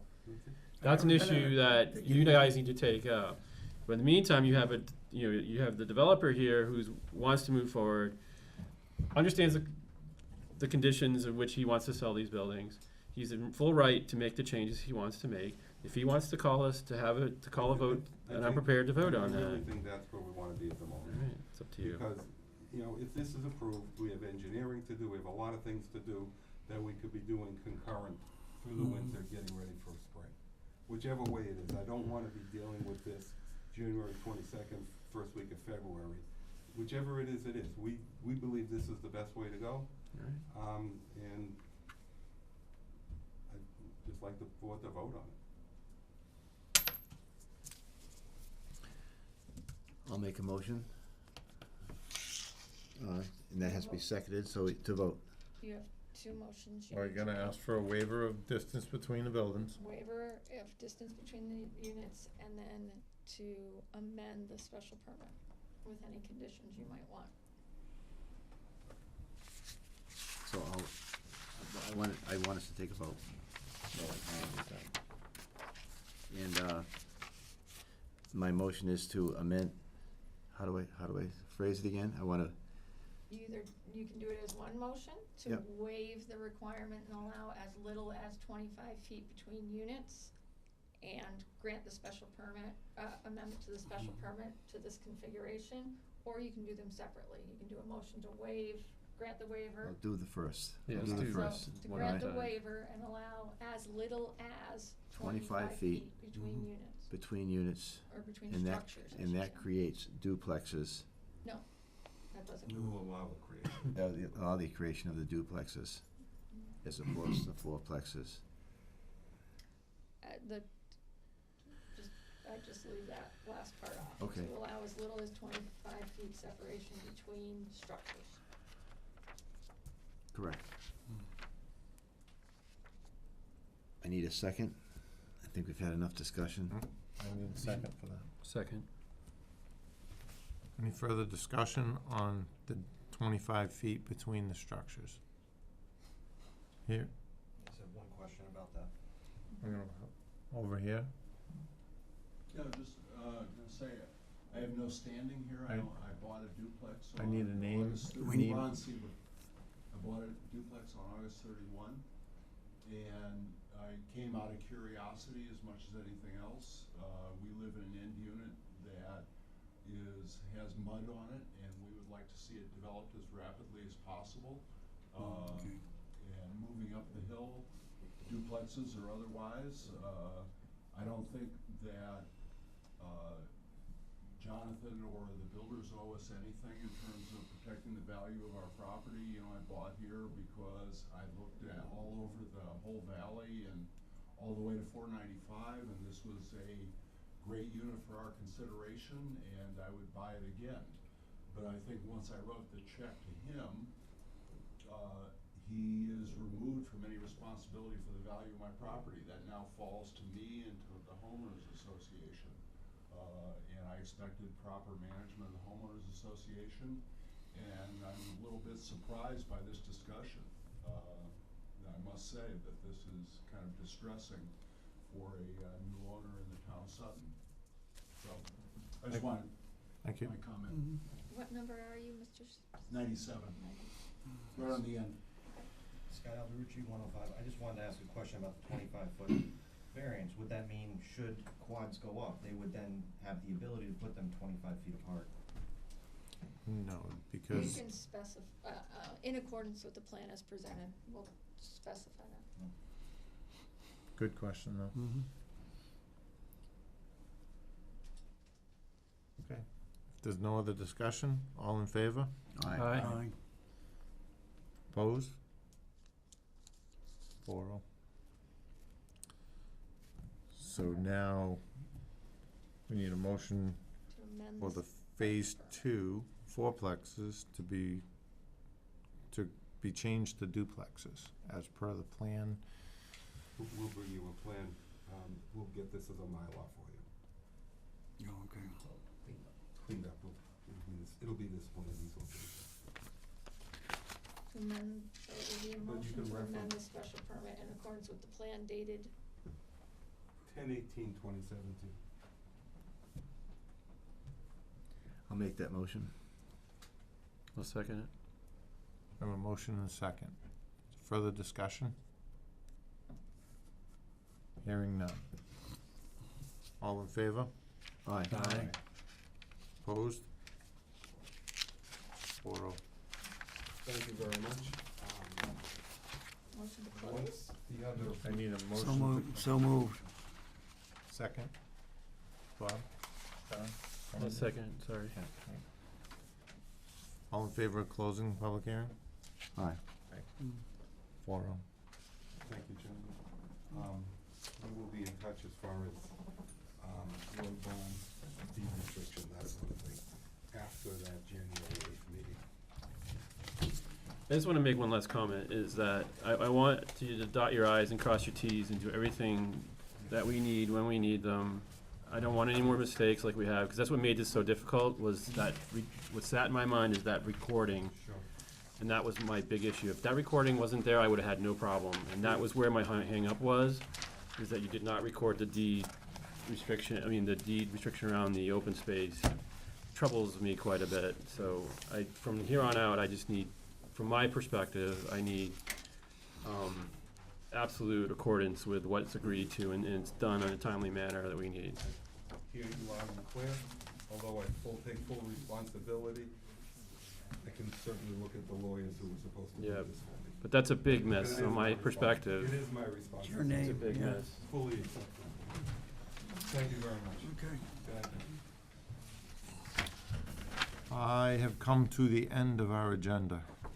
Oh, I thought we were over. Make a motion to adjourn. I thought we did that. No, you We can close the other motion to per- Close the hearing. Gonna close the hearing, motion to Sorry. close the hearing? We did. We did? Yeah, I'm you sorry. said- We adjourn.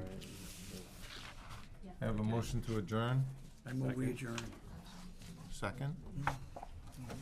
Foster, second on Somebody? that. Okay. All in favor? Aye. Aye. I'm already on.